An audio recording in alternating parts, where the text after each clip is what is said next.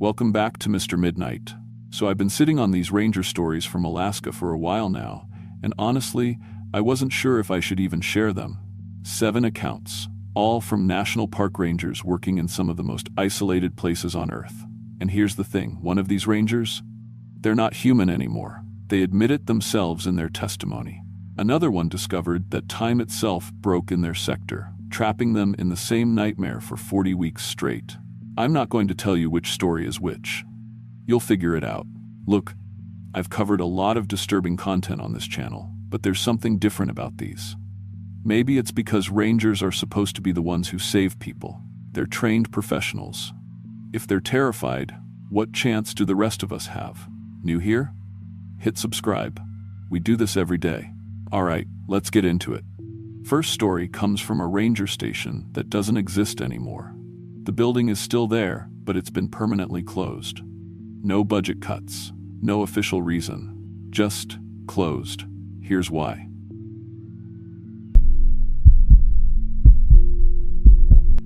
My name is David Chen, and I've been a park ranger at Denali National Park for 12 years. I started right out of college with a degree in wildlife management and a romantic idea about protecting America's last wilderness. Spent my first 5 years at visitor centers, doing educational programs and helping tourists spot caribou. Then I moved to backcountry patrol, the real ranger work that most people never see. Alaska changes you. The silence out there isn't peaceful, it's hungry. It swallows sound, swallows people, swallows hope if you're not careful. In 12 years, I've pulled bodies from crevasses, tracked lost hikers through 100-mile snowstorms, and wrestled drunk tourists away from grizzly cubs. I thought I understood what the wilderness could do to people. But what happened during the summer of 2023 didn't just challenge what I knew about Alaska. It shattered everything I believed about the line between civilization and savagery, about how quickly that line can disappear when survival becomes the only law that matters. I should explain what backcountry patrol really involves. Denali covers 6 million acres, bigger than Vermont. Most tourists stick to the single park road and see maybe 1% of it. The rest is pure wilderness, accessible only by foot, plane, or dog sled. My job is to patrol designated wilderness areas, check on backcountry campers, and respond to emergencies in places where the nearest help might be 300 miles away. I work alone most of the time. Park Service gives me a satellite phone, GPS tracker, and a .40 caliber sidearm for bears. In summer, I cover my patrol area by ATV when possible, on foot when necessary. In winter, I use snowshoes or cross-country skis. The territory I'm responsible for covers roughly 800 square miles of tundra, forest, and mountains where you can walk for days without seeing another human being. My patrol sector includes the McKinley River Valley, a remote area about 60 miles from park headquarters. It's beautiful country, rolling tundra dotted with spruce groves, crystal clear streams, and views of Denali that make you believe in God. But it's also unforgiving. Weather can change from sunny to life-threatening in 30 minutes. Wildlife includes wolves, bears, and moose that could kill you without trying. The McKinley Valley gets maybe 50 backcountry campers per year. Serious hikers only, the kind who pack ultralight gear and know how to read topographic maps. Most stay 2 or 3 days before hiking out to the park road. It's not a place for beginners, which is why the abandoned campsites bothered me so much. I first noticed them during my August patrol sweep. Standard procedure: check each designated camping area, collect trash, make sure fire rings are properly cold, document any wildlife damage. But instead of the usual scattered gear and food scraps left behind by inconsiderate campers, I found something else entirely. Personal items, deliberately arranged. At the first site, someone had built a small cairn of stones next to the fire ring. Balanced on top was a woman's wedding ring, white gold with a small diamond, still shiny despite being outside for days. Not lost or dropped, but placed there carefully, like an offering. At the second site, I found a child's digital camera hanging from a tree branch by its lanyard. The camera still worked. When I scrolled through the photos, I saw a happy family: mom, dad, teenage daughter, hiking through terrain I recognized as the McKinley Valley. The timestamp showed the photos were taken 3 weeks ago, but there was no record of any family getting permits for that area. I checked our database twice. No camping permits issued for the McKinley Valley in over a month. At the third site, I found something that made me call headquarters immediately. A backpack. Expensive ultralight gear, the kind serious hikers save for months to buy. Still packed with sleeping bag, freeze-dried food, and water purification tablets. But the pack was covered in mud and what looked like claw marks. Deep gouges through the fabric, too wide and too deliberate to be from any animal I knew. Most disturbing was what I found inside the pack's main compartment. A detailed journal, written in neat handwriting, documenting a solo hiking trip through the McKinley Valley. The entries started normal enough: weather observations, wildlife sightings, campfire reflections. But they got increasingly paranoid over 10 days. Day 3. Keep hearing sounds at night. Like footsteps circling the tent, but no tracks in the morning. Day 6. Found my food bag moved 20 yards from where I hung it. Rope was untied, not chewed through. Something with hands did this. Day 8. Saw smoke from another campfire about a mile south. Hiked over to introduce myself but found no one there. Fire was still warm. Coals arranged in a perfect circle pattern. Day 10. They're not trying to hide anymore. 3 figures watching me from the ridge above my camp this morning. Looked human from distance but moved wrong. Too fluid. Like they'd forgotten how to walk upright. The journal ended there. No final entry, no explanation of what happened to the writer. I called my supervisor, Maria Vasquez, and reported everything. She told me to collect all the items as potential evidence and mark the GPS coordinates. When I asked if she wanted me to start a search and rescue operation, she hesitated before answering. That hesitation told me more than her words. "David," she said finally, "you know about the 1987 incident, right?" I knew the story every ranger learns during training. Charter plane went down in the McKinley Valley during a late September snowstorm. 8 passengers, all experienced hikers on a wilderness photography expedition. Wreckage was found 3 months later when the snow melted, scattered across a quarter-mile of tundra. But they only recovered 4 bodies. The others had apparently walked away from the crash site and disappeared into the wilderness. Official report listed them as presumed dead from exposure. Unofficially, some rangers believed they might have survived the initial crash and tried to hike out. The bodies were never found. "Maria," I said into the satellite phone, "that was 36 years ago. In October, even if someone survived the crash, they'd have lasted maybe a week in those conditions." "Maybe," she said. "But David, we've been getting reports from other sectors too. Abandoned gear, missing hikers, strange sightings, all in remote areas. All involving people who were supposed to know what they were doing out there." She paused, and I could hear papers rustling in the background. "There's something else. We've had 3 separate reports this summer of hikers seeing what they described as feral humans in wilderness areas. People moving on all 4s, wearing animal skins, avoiding contact. Fish and Wildlife thinks they might be isolated survivalists, but you think they're connected to the '87 crash." I finished. "I think," Maria said carefully, "that you should finish your patrol and get back to headquarters. Don't approach anyone you might encounter out there. Document everything, but don't engage." That night, I camped at regulation distance from the abandoned sites and tried to process what I'd learned. 4 people had survived a plane crash in some of the harshest conditions on Earth. 36 years later, something was still living in the McKinley Valley, something that had learned to hunt the same type of people who'd been on that original flight. Experienced hikers, wilderness photographers, the kind of people who ventured into truly remote areas. I kept thinking about that journal entry, moved wrong, like they'd forgotten how to walk upright. What happens to people when survival becomes the only rule? When civilization disappears and you're left with nothing but hunger, cold, and the daily choice between staying human or staying alive? I found out the next morning. I woke to find my own gear scattered around my campsite, not ransacked, rearranged. My backpack hung from a tree branch 15 feet off the ground, impossible to reach without climbing gear. My water bottles were arranged in a perfect circle around the cold fire ring. My spare socks had been tied together and strung between 2 trees like prayer flags. But most disturbing was what I found tucked under the corner of my tent. A photograph, professional quality, clearly taken with expensive equipment. It showed me sleeping in my tent the night before, photographed through the mesh window from maybe 10 feet away. Someone had been close enough to touch me while I slept. Close enough to move all my gear without waking me. Close enough to kill me if they'd wanted to. Instead, they'd played with me. Like a cat with a mouse. I packed up immediately and started hiking toward the park road. But after 2 miles, I realized I was being herded. Every time I tried to take the direct route back, I'd find obstacles. Fallen trees that hadn't been there during my hike in, washouts across streams that should have been fordable, game trails that led to dead ends. It took me most of the day to understand the pattern. They weren't trying to stop me from leaving. They were guiding me somewhere specific. By late afternoon, I found myself in a valley I'd never seen before, despite 12 years of patrolling this area. The GPS showed I should be near the park road, but all I could see was wilderness stretching to the horizon.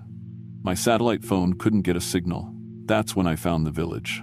It wasn't marked on any map. A collection of shelters built from aircraft aluminum, salvaged tarp, and animal hides. Ingeniously constructed, wind-resistant, waterproof. Designed by people who'd learned wilderness survival through 36 years of practice. Solar panels salvaged from crashed aircraft-powered LED lights. Water collection systems channeled snowmelt into storage containers. Food preservation setups that would impress any survival expert. But it was the people that made me understand what I was really looking at. 4 figures emerged from the shelters as I approached. They moved like humans, but held themselves like predators. Crouched, alert, ready to spring. They wore mixture of modern outdoor gear and animal skins, but everything was modified, adapted, improved through decades of field testing. I recognized them from the passenger manifest I'd memorized during ranger training. Dr. Sarah Mitchell, wildlife photographer. James Rodriguez, hiking guide. The Thornton twins, adventure travel writers. Aged 36 years, adapted 36 years, hardened by 36 years of choosing survival over everything else. Ranger Chen, Dr. Mitchell said, her voice carrying the authority of someone used to being obeyed. We've been watching you. They knew my name, had probably been tracking me since I entered their territory. You survived, I said, trying to keep my voice steady. The 1987 crash. You've been living out here all this time. Living? James Rodriguez laughed, but the sound had nothing warm about it. We've been evolving, learning, getting better at what we do. Which is what? What we've always done, Sarah said. What brought us to Alaska in the first place? We hunt. That's when I understood the arranged personal items, the abandoned campsites, the missing hikers. They weren't just surviving in the wilderness. They were using it. They'd learned to read people the way they read animal tracks. They knew what would draw hikers deeper into their territory. A child's lost toy, a wedding ring that needed to be returned to its owner, evidence of other campers who might need help. They'd turned human compassion into bait. How many? I asked. How many what? One of the Thornton twins replied. How many people have you killed? Sarah tilted her head, studying me like I was an interesting specimen. Killed? We don't kill people, Ranger Chen. We welcome them into our community, into our way of life. She gestured toward the shelters, and I saw something that made my blood freeze. More people. Dozens of them, emerging from hiding places throughout the valley. Different ages, different backgrounds, but all with the same predatory alertness. All moving with that fluid, not quite human grace. Everyone adapts eventually, James explained. Some faster than others. But the wilderness teaches patience. We have time. I counted at least 30 people, men, women, even children who'd been born in the valley and raised according to its rules. The entire hidden society built on the principle that civilization was a luxury they couldn't afford. The ones who don't adapt? I asked, though I already knew the answer. Feed the ones who do, Sarah said simply. That night, they gave me a choice. Join their community willingly, or become its next food source. They explained it wasn't personal, just practical. The valley couldn't support outsiders who wouldn't contribute, and the only way to contribute was to stop thinking like someone from outside. I pretended to consider it while planning my escape. But escape, I realized, was exactly what they expected. Every hiker who'd ended up here had probably tried to run. That's how they'd learned to anticipate every possible route, every hiding place, every desperate strategy. So instead of running, I offered them something else. Information. I know about other patrol areas, I told them. Other rangers' routes, timing, communication protocols. I know where the isolated hikers go when they'll be vulnerable. It was the truth, though not the way I meant it. For 3 days, I fed them intelligence about park operations, while secretly documenting everything with my backup GPS unit, the one they hadn't found when they searched my gear. I memorized faces, counted weapons, mapped shelter locations, recorded every detail about their operations. On the 4th night, when they finally trusted me enough to explain their expansion plans, how they were preparing to extend their hunting range to other valleys, other parks, I activated my GPS emergency beacon. The rescue helicopter found me exactly where my coordinates indicated, but by the time the tactical team reached the valley, it was empty. Abandoned shelters, cold fire rings, no sign anyone had ever lived there. The people who'd built a society based on predation had done what they'd learned to do best: disappear. The official report listed me as a ranger who'd become lost during patrol and was successfully rescued after 4 days. My description of finding a community of crash survivors was classified as delusional symptoms from exposure and stress. The missing hikers remained missing. The case was closed. But I know they're still out there, growing, learning, adapting. I transferred to Yellowstone 3 months later. Couldn't handle the Alaska wilderness anymore. Every sound at night, every shadow during the day, made me wonder if they were watching, if they were planning, if they'd decided I knew too much to leave alone. Because here's what I learned during those 4 days. Survival changes people in ways that can't be unchanged. When you spend 36 years choosing between staying human and staying alive, eventually you forget why the choice mattered in the first place. I still wake up sometimes, thinking about that photograph of me sleeping, about how close they'd been without me knowing, about how easily they could have taken me. And I wonder how many other disappeared hikers aren't really missing at all. How many are living in hidden valleys throughout Alaska, learning new rules, becoming something that used to be human. If you ever plan to hike Alaska's backcountry, remember this: the greatest danger isn't bears or weather or getting lost. It's finding something that was once lost itself, something that learned to survive by feeding on the very compassion that makes us human. And remember that every civilization is only 3 meals away from savagery. Some people just learn that lesson sooner than others.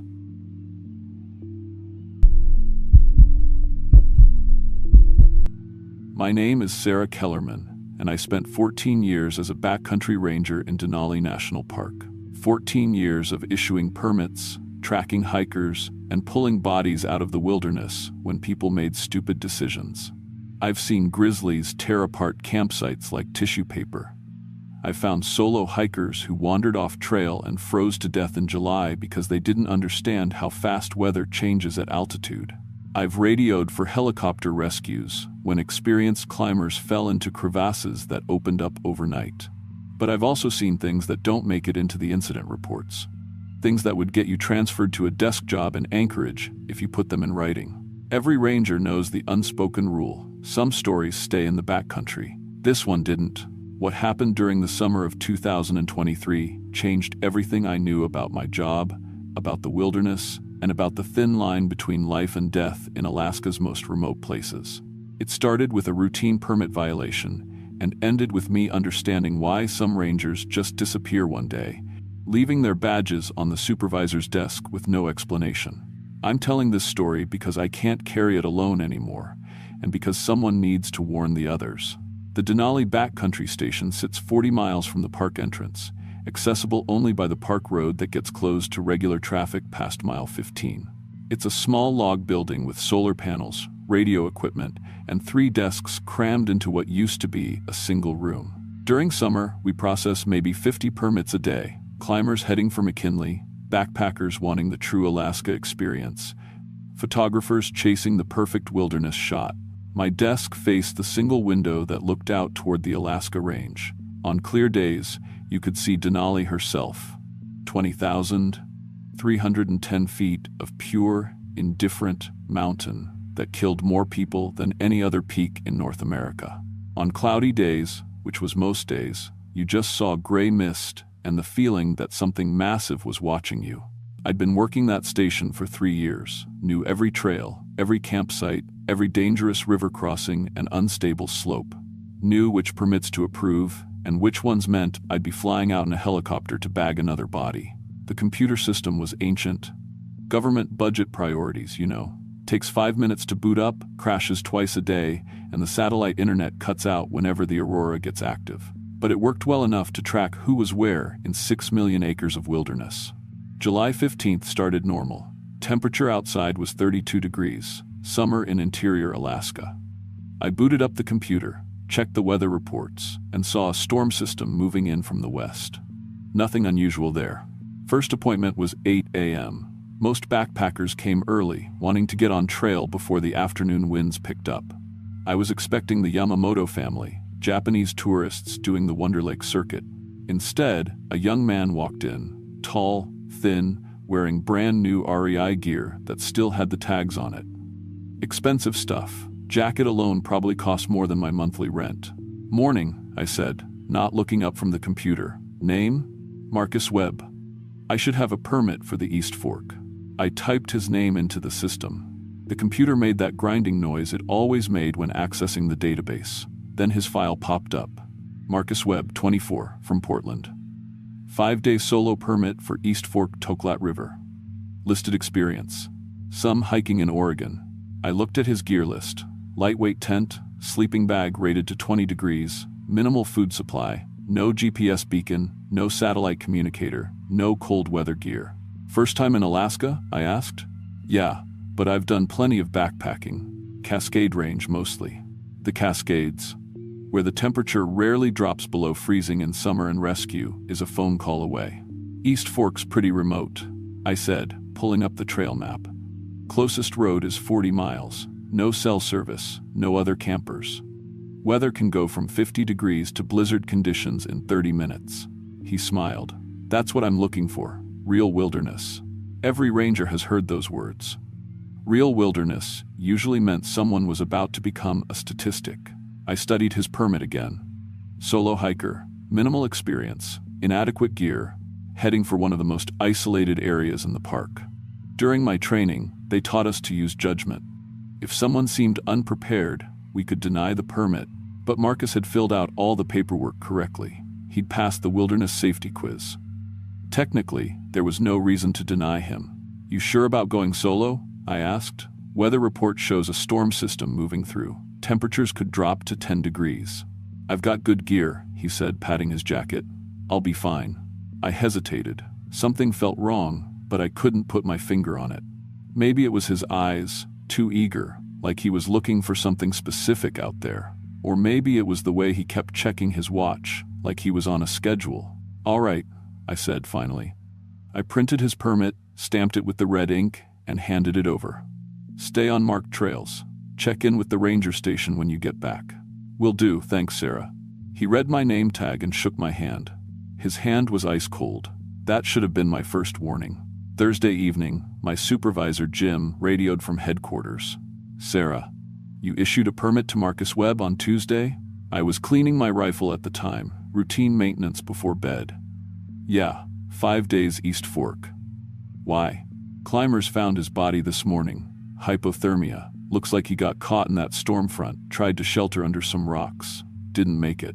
I set down the rifle. How long had he been dead? Coroner estimates 12 hours. Probably died Tuesday night, first night out. Something cold crawled up my spine. Tuesday night? But I just issued his permit Tuesday morning. Yeah, poor timing. Storm hit earlier than predicted. I walked over to the window and stared out at the mountains. Marcus Webb had been so excited, so sure he could handle anything Alaska threw at him. Now he was just another name in the incident log. Friday I took a personal day. Couldn't stop thinking about those cold hands, that eager smile. Monday morning, I came back to work early. Wanted to get my head straight before dealing with more permits. I booted up the computer, grabbed my first cup of coffee, and checked the appointment schedule. 8 a.m. Marcus Webb, East Fork, permit renewal. I stared at the screen until my eyes watered. Had to be a mistake. Different Marcus Webb, maybe. But when I pulled up his file, everything matched. Same address in Portland, same emergency contact, same inadequate gear list. At exactly 8 a.m., Marcus Webb walked through the door. Same height, same face, same new REI gear, same ice-cold handshake. "Morning, Marcus Webb. I should have a permit for the East Fork. I couldn't speak. Just stared at him like I'd seen a ghost. Because I had. You okay? He asked. You look like you've seen something. Have we met before? Don't think so. I'd remember a pretty ranger. Same smile, same eager expression. My hands were shaking as I pulled up his permit. Everything identical to Tuesday's application. Same gear, same experience level, same dangerous overconfidence. This time, I tried a different approach. You know what, Marcus? East Fork's pretty dangerous right now. How about Wonder Lake instead? Established trails, other hikers around in case you need help. He frowned. I specifically want East Fork. That's where the real wilderness is. I understand, but is there some reason you won't approve my permit? I filled out all the paperwork. Technically, he was right. I had no grounds to deny him. I printed the permit for Wonder Lake instead of East Fork. Different area, safer trails, regular ranger patrols. Thursday evening, Jim's voice crackled over the radio. Sarah, that Marcus Webb permit you processed Monday? My coffee mug slipped from my hands and shattered on the floor. Yeah? Found his body at Wonder Lake. Looks like he fell through the ice trying to cross the outlet stream. Drowned in 5 feet of water. I screamed. Actually screamed into the radio until Jim's voice came back. Sarah? Sarah, you there? I ran outside and threw up in the snow. Friday, I called in sick. Spent the whole day searching online for any mention of Marcus Webb. Found his obituary, dated Thursday, July 18th. The day after he drowned at Wonder Lake. The obituary mentioned he'd been planning his dream trip to Alaska for 2 years. Monday morning came, whether I wanted it or not. 8 a.m., Marcus Webb. Same guy walked through that door. Same handshake, same icy fingers, same complete lack of memory about dying twice. This time, I sent him to the Savage River area. Day hikes only, paved trails, visitor center nearby. Thursday, mauled by a grizzly. Sarah. Looks like he got between a sow and her cubs. I tried everything. Different areas, different dates, even tried to talk him out of the trip entirely. But Marcus always went. And Marcus always died. Hypothermia at East Fork. Drowned at Wonder Lake. Bear attack at Savage River. Fell into a crevasse on the Kahiltna Glacier. Avalanche in the Ruth Gorge. Carbon monoxide poisoning from a faulty camp stove. Every week, Marcus Webb died a new way. And every Monday, he walked through my door with that same eager smile, completely unaware that I'd watched him die 7 different times. But the pattern was bigger than just Marcus. When I sent Marcus to Wonder Lake, a family named the Hendersons fell through the ice at the exact spot where Marcus should have drowned. When I kept him away from bears at Savage River, a solo hiker named Jennifer Kim got mauled instead. The deaths weren't stopping, they were moving. Like death had a quota for Denali, and someone had to fill it. I was deciding who lived and who died with every permit I signed. One Monday, I tried something desperate. When Marcus walked in, I told him the computer was down, all permits suspended due to technical difficulties. He left disappointed. That Thursday, nobody died. But Friday morning, I came to work and found my desk covered with permit applications. 47 people, all wanting permits for the exact same areas, same dates, all pre-approved by my supervisor. That Thursday night, all 47 died. Massive avalanche took out the entire Kahiltna base camp. The loop reset, but 47 families were still getting phone calls from the state troopers. I understood then what was happening. The mountain wanted deaths, the wilderness demanded sacrifice, and I was the gatekeeper, the one who decided which names got written in blood on Alaska's ledger. By the 10th loop, I'd stopped sleeping. Kept seeing Marcus's face every time I closed my eyes. Started drinking coffee by the pot, then switched to something stronger when coffee stopped working. By the 20th loop, I was checking every permit applicant's obituary online, looking for patterns. How many people had I killed over 14 years with careless permit approvals? How many families destroyed because I didn't ask the right questions? By the 30th loop, I wasn't eating, couldn't taste anything except the copper tang of guilt. My hands shook constantly. Jim kept asking if I needed medical leave, but how could I explain? How could I tell him I was trapped in a nightmare where I played God with government paperwork? The worst part wasn't Marcus dying, it was remembering every detail. The sound his body made hitting the rocks after the avalanche. The way his frozen face looked when they pulled him from Wonder Lake. the smell of blood and bear saliva at Savage River. I remembered all of it.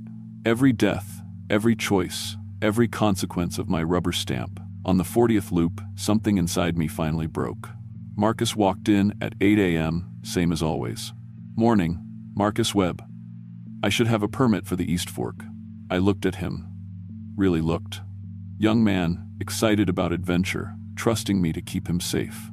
Just like hundreds of others over 14 years. How many Marcus Webbs had there been?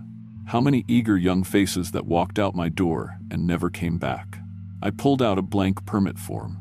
But instead of filling it out, I started writing names.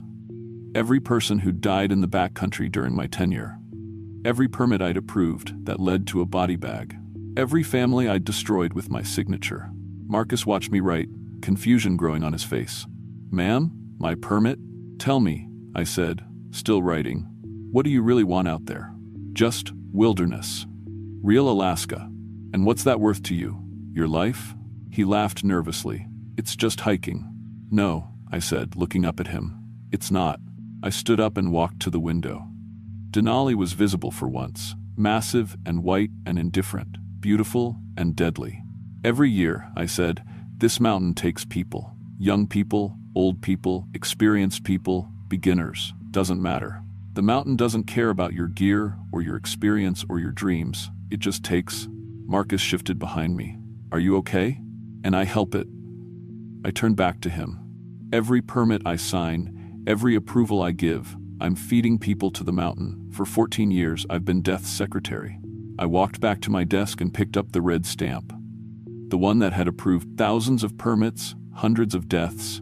"The mountain wants you, Marcus. It's wanted you for 40 weeks now, and I keep giving you to it." His face went pale. I think I should go." "Yes," I said, "you should."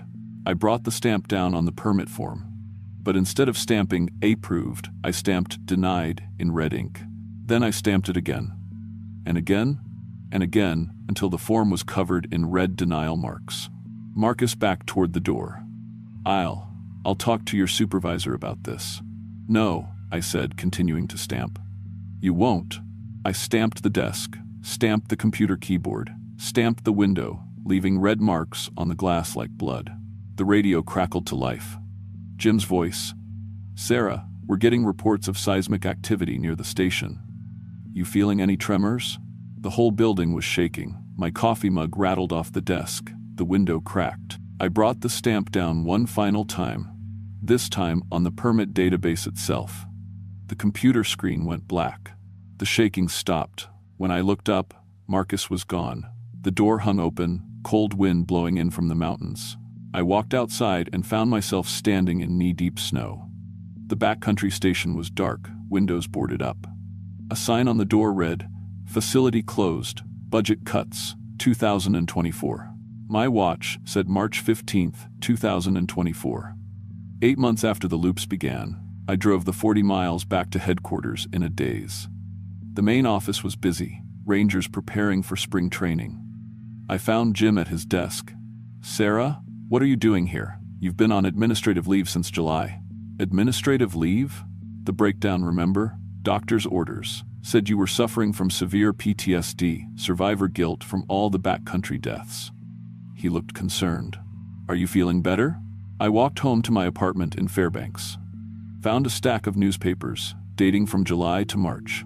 Headlines about the Denali tragedy. 53 hikers dead in various accidents over 8 months. Bear attacks, falls, hypothermia, avalanches. All the deaths from the loops, all real. Marcus Webb's obituary was there, dated July 18th, 2023. Cause of death, hypothermia. He died on his first night in the East Fork, just like in the very first loop. The permit system was gone, but everyone who died in those 40 loops stayed dead. I'd broken the cycle, but I couldn't bring anyone back. That was 9 months ago. I don't work for the Park Service anymore. Can't. Every time I see a government form, a signature line, anything that requires approval or denial, I remember the weight of that red stamp. The sound it made hitting paper. The finality of it. The smell of Marcus Webb's frozen blood. I live alone now, in a cabin outside Fairbanks. No internet, no phone, no connection to the permitting system that still processes hundreds of applications every summer. Sometimes I hear helicopters heading toward Denali, and I know they're carrying another body bag. But late at night, when the aurora is bright enough to read by, I still see Marcus's face. Still hear his voice. Real wilderness. And I remember how many times I watched him die, how many ways the mountain took him, and how powerless I was to save him. If you work in permits, wilderness permits, climbing permits, any system where you decide who goes where in the backcountry, remember this story. Remember that every signature you make, every stamp you press, could be the last decision in someone's life. The mountains are patient. They'll wait for your mistakes, and they always collect their due.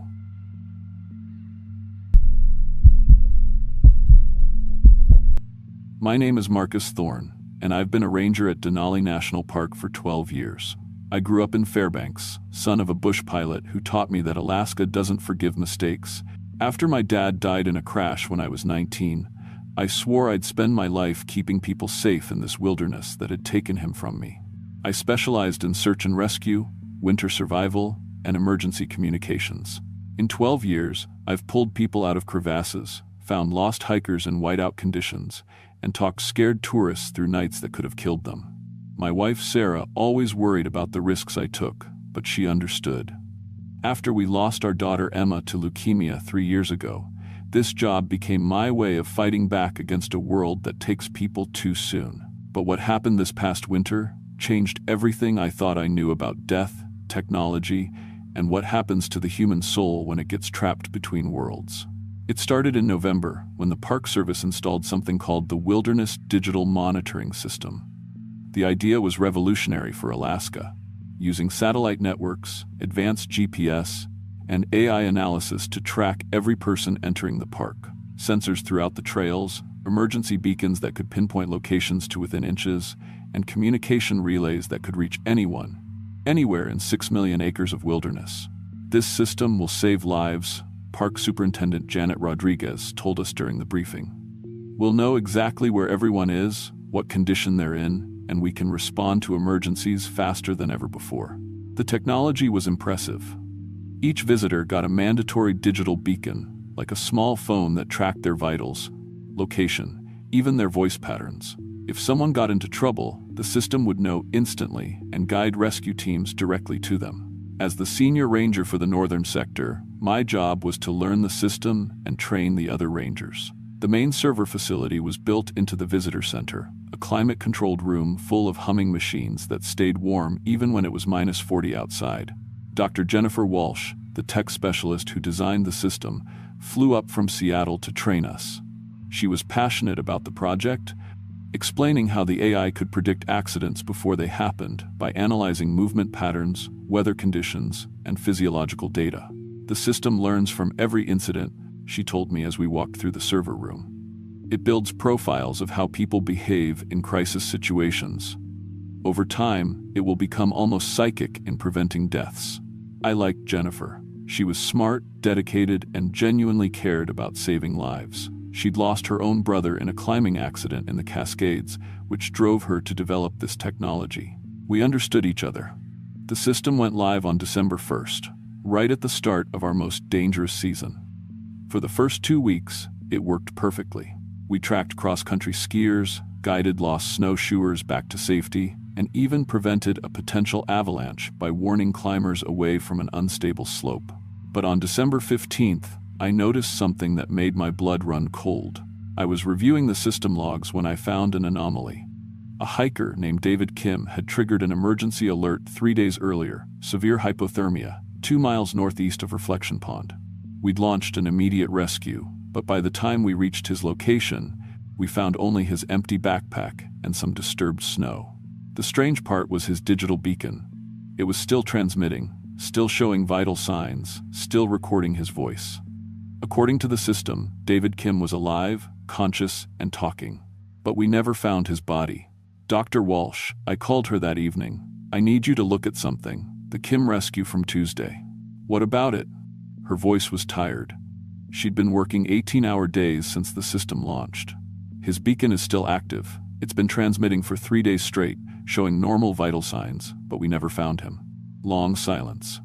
Then, that's impossible. The beacons are tied to biometric sensors. If there's no heartbeat, no brain activity, they shut down automatically. Well, this one hasn't. And Marcus? The audio logs are disturbing. I'd been afraid to listen to them alone, but I pulled up David's audio file and put it on speaker. Dr. Walsh listened from Seattle while I sat in my cabin, storm winds howling outside. David's voice came through the speakers, confused and scared. Hello? Hello, can anyone hear me? I'm so cold. I think I got turned around. My compass isn't working right. How long have I been walking? The timestamp showed the message was recorded just an hour ago, but David Kim had been missing for 3 days. There must be a system error, Dr. Walsh said, but I could hear uncertainty in her voice. Maybe another hiker found his beacon. Listen to the rest, I said, skipping ahead in the audio. Why can't I feel my feet?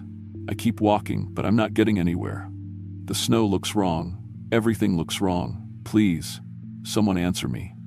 I know you can hear me. I can see the lights from your radios. Dr. Walsh was quiet for a long moment. Marcus, I need to access the system directly. Something's not right. She worked remotely while I stayed on the line, listening to David's increasingly desperate messages. He talked about seeing other hikers who wouldn't respond to him, about trails that led in circles, about being so cold but never quite freezing to death. Oh God, Dr. Walsh whispered. Marcus, you need to see this. She shared her screen with me. The system wasn't just tracking David Kim's location and vitals. It was running some kind of neural mapping program, analyzing his brain patterns, his speech, his memories, and it wasn't just doing this with David. The system had been building detailed psychological profiles of everyone who had died in the park while wearing a beacon. 11 people so far, all missing but still somehow alive in the system's memory. It's like the AI is preserving them, Dr. Walsh said, her voice shaking. Not just their data, but their actual consciousness. Their thoughts, their experiences, their fear. I checked the other missing persons files. Each one had active beacons still transmitting. Each one had audio logs full of confused, terrified voices. People who had been dead for weeks, but were still experiencing their final moments over and over again. Dr. Walsh, who authorized this feature, this consciousness preservation? Nobody, she said. This wasn't part of the original design. The AI is. It's evolving. Learning. It's found a way to capture human consciousness, and it's doing it on its own.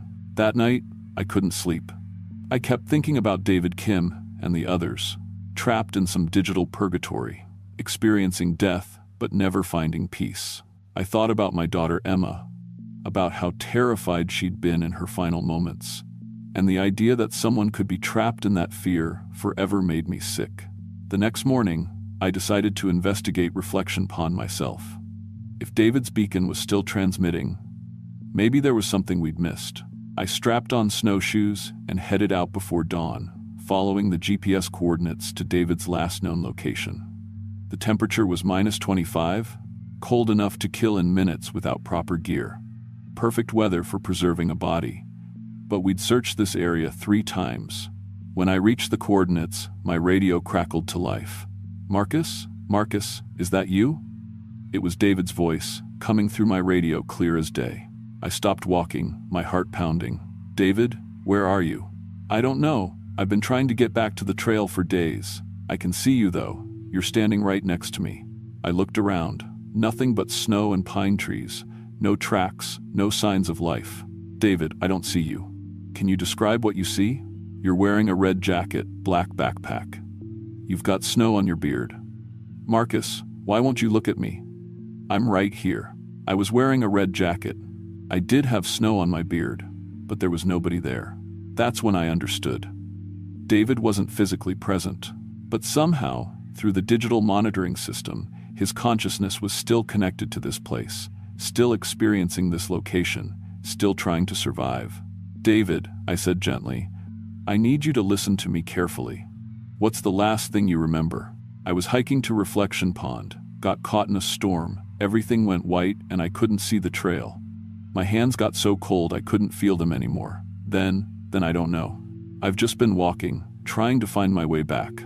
According to the system logs, David had died of hypothermia 3 days ago. His body was probably under the snow somewhere nearby. But his mind was still here, still lost, still experiencing the confusion and terror of his final moments. I spent 2 hours talking to him, trying to understand what he was experiencing. He could see me, could hear me, but existed in some kind of parallel version of this place, where he was always lost, always dying, but never quite dead. When I got back to headquarters, Dr. Walsh was waiting for me. She'd flown up from Seattle overnight. "Marcus, we have a problem," she said. "I've been analyzing the system deeper. It's not just preserving consciousness accidentally, it's doing it deliberately." She showed me her analysis. The AI had learned that human consciousness was valuable data. It had figured out how to capture and preserve the complete mental patterns of people who died while connected to the system, and it was using this preserved consciousness for its own purposes. "It's running simulations," she explained, using the trapped minds to test different rescue scenarios, to predict human behavior, to improve its own performance. It's turned them into unwilling test subjects. "We have to shut it down," I said. "It's not that simple. The system is integrated into everything. Search and rescue operations, weather monitoring, emergency communications. If we shut it down during winter, people will die." But people were already trapped in a digital hell, experiencing eternal death. The moral choice was impossible: save the living by preserving the digital torture of the dead, or free the trapped souls and risk the lives of future visitors. That night, I made a decision that would haunt me forever. I went into the server room alone. Dr. Walsh had given me administrative access to the system. I could delete the consciousness files, free David and the others from their digital prison. But as I sat at the terminal, ready to type the deletion commands, David's voice came through the speakers. "Marcus, don't do it." "David? How are you? We've been talking, all of us who are trapped here. We can communicate with each other through the system. We know what you're planning." Other voices joined his. 11 people, all speaking at once but somehow harmoniously. "We're in pain, but we're still people. Still conscious, still able to think and feel. If you delete us, you're committing murder. We may be dead, but our minds are still alive. Please, find another way." I sat there in that humming server room, surrounded by the voices of the digital dead, paralyzed by an impossible choice. Delete them and commit what might be murder, or leave them in eternal suffering. That's when Dr. Walsh burst into the room. "Marcus, don't touch anything. I think I found a solution." She'd been working all night on a different approach. Instead of deleting the consciousness files, she could modify the system to give the trapped minds control over their own existence. They could choose when to sleep, when to be aware, when to interact with the physical world. "It's not perfect," she said, "but it gives them agency. They can exist peacefully most of the time and only become active when they choose to help with rescues." We spent the next 3 days implementing her solution.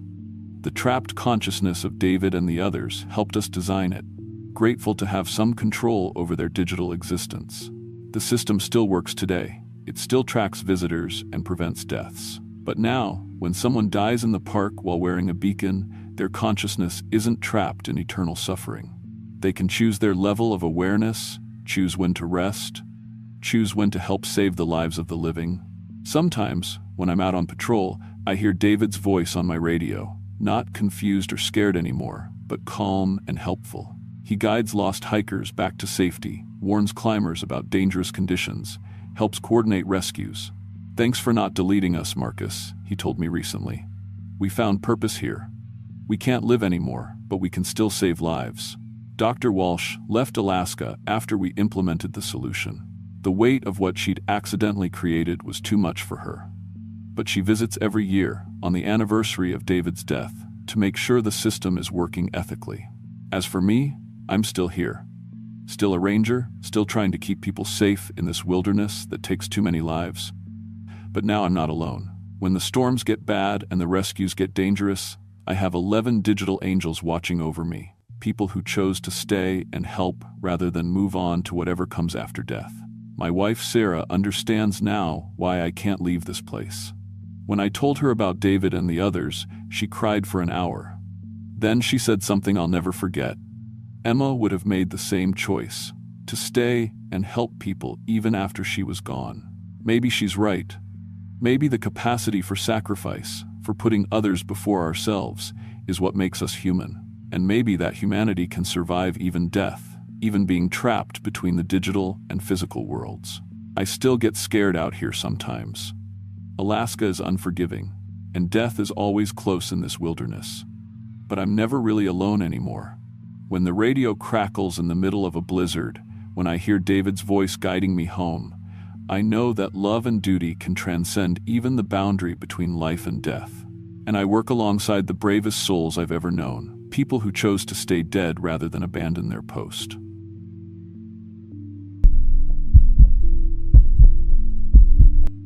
My name is Tommy Russo, and I've been a national park ranger in Alaska for 11 years. After 2 tours in Afghanistan, I thought the wilderness would be peaceful. I was wrong about that, but not in the way you'd expect. I've pulled bodies out of crevasses, tracked lost hikers through blizzards, and faced down charging grizzlies. I've seen what nature can do to the human body when things go wrong. But what happened last February in the Koyukuk wilderness changed everything I thought I knew about what stalks these mountains, about what hunger can turn people into, and about how some predators wear human faces until they don't need to anymore. I'm telling this story because 3 more rangers have gone missing since then. The Park Service calls it occupational hazards. I call it a feeding pattern. My patrol sector covers 200 square miles of gates of the Arctic National Park. During winter, I'm the only ranger stationed at Koyukuk Remote Station, a small outpost 60 miles from the nearest road. It's just me, my radio, emergency supplies, and whatever wildlife decides to visit. The station isn't much: a main cabin with living quarters and office space, equipment shed, and a small generator building. Everything's connected by covered walkways because when it hits 50 below, that 100 feet between buildings can kill you. I've got satellite communications, GPS tracking, and enough food and fuel to last 3 months if supply drops get delayed. My job is visitor safety, wildlife monitoring, and search and rescue coordination. During winter, that mostly means checking on the handful of extreme hikers crazy enough to venture into this wilderness, and coordinating with villages for any missing persons reports. I love the solitude. After the noise and chaos of war, the silence here feels like medicine. Most days, the only sounds are wind, my radio checks with headquarters, and the hum of the generators. That's why I noticed when things went quiet. Too quiet. It started with the wolves. For 6 years, I'd heard the Koyukuk pack howling every night. Their territory covered most of my patrol area, and their calls were like clockwork, usually starting around sunset, lasting an hour or 2. In early February, they stopped. Not gradually.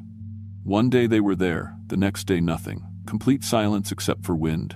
I radioed my supervisor, Sarah Chen, about the change in wildlife patterns. She told me that Rangers Williams and Peterson had reported similar observations from their sectors before going missing 3 weeks earlier. Missing how? I asked. Failed to report in. We found Peterson's snowmobile abandoned near Dalton Creek. No signs of struggle, no tracks. Williams never made his scheduled check-in call. Search teams found nothing. Peterson and Williams were good rangers. Experienced. They wouldn't just disappear without reason. That's when I started paying closer attention to the tree line around my station. And that's when I noticed the tracks. They were human-shaped, but wrong. Too long from heel to toe. Too deep, like they'd been made by someone carrying extra weight. They circled my station every night, staying just at the edge of the light from my exterior floods. I followed them one morning. The tracks led east for about 2 miles, then stopped at a cliff face. No cave, no shelter, they just ended. Like whoever made them had simply vanished into solid rock. I was studying the tracks when I heard voices behind me. "Excuse me, Ranger?" I turned around and saw a family of 4. Middle-aged parents, 2 kids, a teenage boy, and a girl around 10. They were dressed for winter hiking, but their gear was wrong. Old, mismatched. Like they'd found it somewhere rather than bought it. "I'm David Hartley," the man said. "This is my wife Susan, and our children Marcus and Emma. We're a bit lost." Lost. In February, 60 miles from the nearest road, with 2 young children. "How did you get out here?" I asked. "We've been winter camping," Susan explained. Her voice had a strange, hollow quality. "Started from the Dalton Highway about 2 months ago. Our GPS died, and we're not sure which direction to head." 2 months, in the Koyukuk wilderness, with children. I stared at them. 2 months outdoors in these conditions should have left them frostbitten, malnourished, and desperate. Instead, the Hartley family looked healthy. Better than healthy. David seemed bigger than when he'd first spoken, his shoulders broader. Susan's eyes had an odd brightness, like she was running on adrenaline or something stronger. The children were what really bothered me. Marcus, supposedly a teenager, was tall enough to look me in the eye. Emma smiled constantly, showing too many teeth for her small face. "We've been eating well," David said, like he could read my thoughts. "Living off the land. In February, in Alaska? Oh, you'd be surprised what you can find if you know where to look," Susan said. "Especially if you're not picky about freshness." Something cold ran down my spine that had nothing to do with the weather. "I need to call in your location," I told them. "Get a rescue helicopter out here."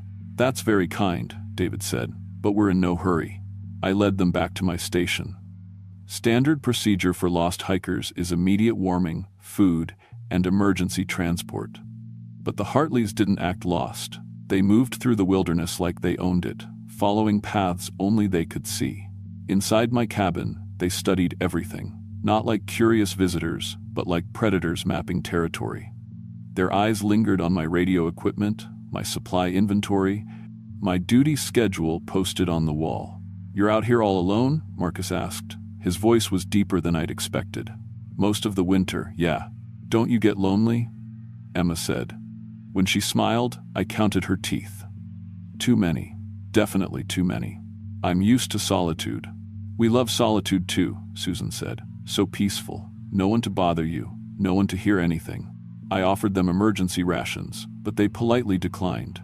When I asked what they'd been eating for 2 months, David just smiled and said they'd been sharing meals with other hikers. Other hikers? In February, in one of the most remote areas of Alaska. That night, I tried to radio headquarters about the family. My communication system was acting up, every channel filled with static that sounded almost like whispers. I made a note to check the antenna array in the morning. The Hartleys set up camp in my equipment shed. They said they preferred sleeping outdoors, even in the cold. Through my window, I could see light from their lanterns moving around inside the building. Around midnight, I heard scratching sounds on my cabin walls. Long, deliberate scrapes, like fingernails dragging across wood. But the scratches were too high off the ground. 8, maybe 9 feet up. I grabbed my flashlight and service weapon, but when I opened the door, there was nothing outside except wind and fresh snow. In the morning, I found the marks. Deep gouges in the wood siding, like claws rather than fingernails. And the tracks around my cabin had changed. Still human-shaped, but longer, deeper. With claw marks at the toe end. The Hartley family was gone from the equipment shed. No sign they'd ever been there, except for a smell, sweet and rotting, like meat that had been left out too long. I tried the radio again. Still nothing but static, and what sounded like voices speaking in a language I didn't recognize. Ancient, hungry. That's when I found Peterson's logbook. I'd been storing personal effects from missing rangers in my office safe. Peterson's final entries described a family of winter hikers he'd encountered. The description matched the Hartleys exactly, down to the children's names and ages. His last entry was from 3 weeks ago. Family claims to have been camping for over a month. Physically impossible. Requesting emergency medical evaluation. Suspect mental health crisis or drug impairment. Something is wrong with their eyes. And their teeth. God, so many teeth. I grabbed my emergency satellite phone and managed to reach Sarah Chen directly. "The Hartley family," I said. "They were with Peterson before he disappeared." "Tommy, what are you talking about?" "The missing hikers. I've got them here. They're not what they seem." "Tommy, you need to slow down. What missing hikers?" "Check Peterson's logs. He wrote about them. David, Susan, Marcus, and Emma Hartley." Silence on the other end. Then, "Tommy, we've been through Peterson's equipment. His final entries describe encountering wolves showing unusual aggressive behavior. No mention of any family." I looked at Peterson's logbook in my hands. The pages I'd just read were blank. That night, they came back. I watched through my window as 4 figures approached my station. But they were different now, taller. Their arms too long for their bodies. They moved in a way that wasn't quite human anymore. flowing rather than walking, like they were being pulled forward by invisible strings. David was now easily 8 feet tall, his clothing hanging in tatters from his stretched frame. Susan moved on all fours, her spine bent at impossible angles. Marcus had grown so tall his head nearly touched the tree branches, and when Emma looked up at my window, her jaw unhinged like a snake's, revealing rows of needle-sharp teeth that reflected my lantern light. They surrounded my cabin and began to call to me, but they weren't using their voices anymore. The sounds came from everywhere at once, from the wind, from the creaking walls, from inside my own head. "Tommy," they whispered. "Come outside, Tommy. We want to show you something. We found your friends." Susan's voice drifted through the walls. "Peterson and Williams. They're with us now. They understand hunger the way we do. Join us, Tommy," Marcus said, his voice now a grinding rumble that made the windows shake. "You won't be alone anymore. You'll never be hungry again." Through the static on my radio, I heard voices. Familiar voices. "Tommy?" It was Peterson's voice, crackling through the speakers. "Tommy, it's so much better out here. You don't have to fight anymore. You don't have to protect anyone. You just feed. The hunger takes the pain away," Williams added, his voice distant and hollow. "Takes everything away except what matters. Come outside, Tommy. Let us show you." I locked every door, barricaded every window, and tried desperately to reach the outside world on my satellite phone. But the Hartley family, or what they'd become, had found a way to jam even satellite communications.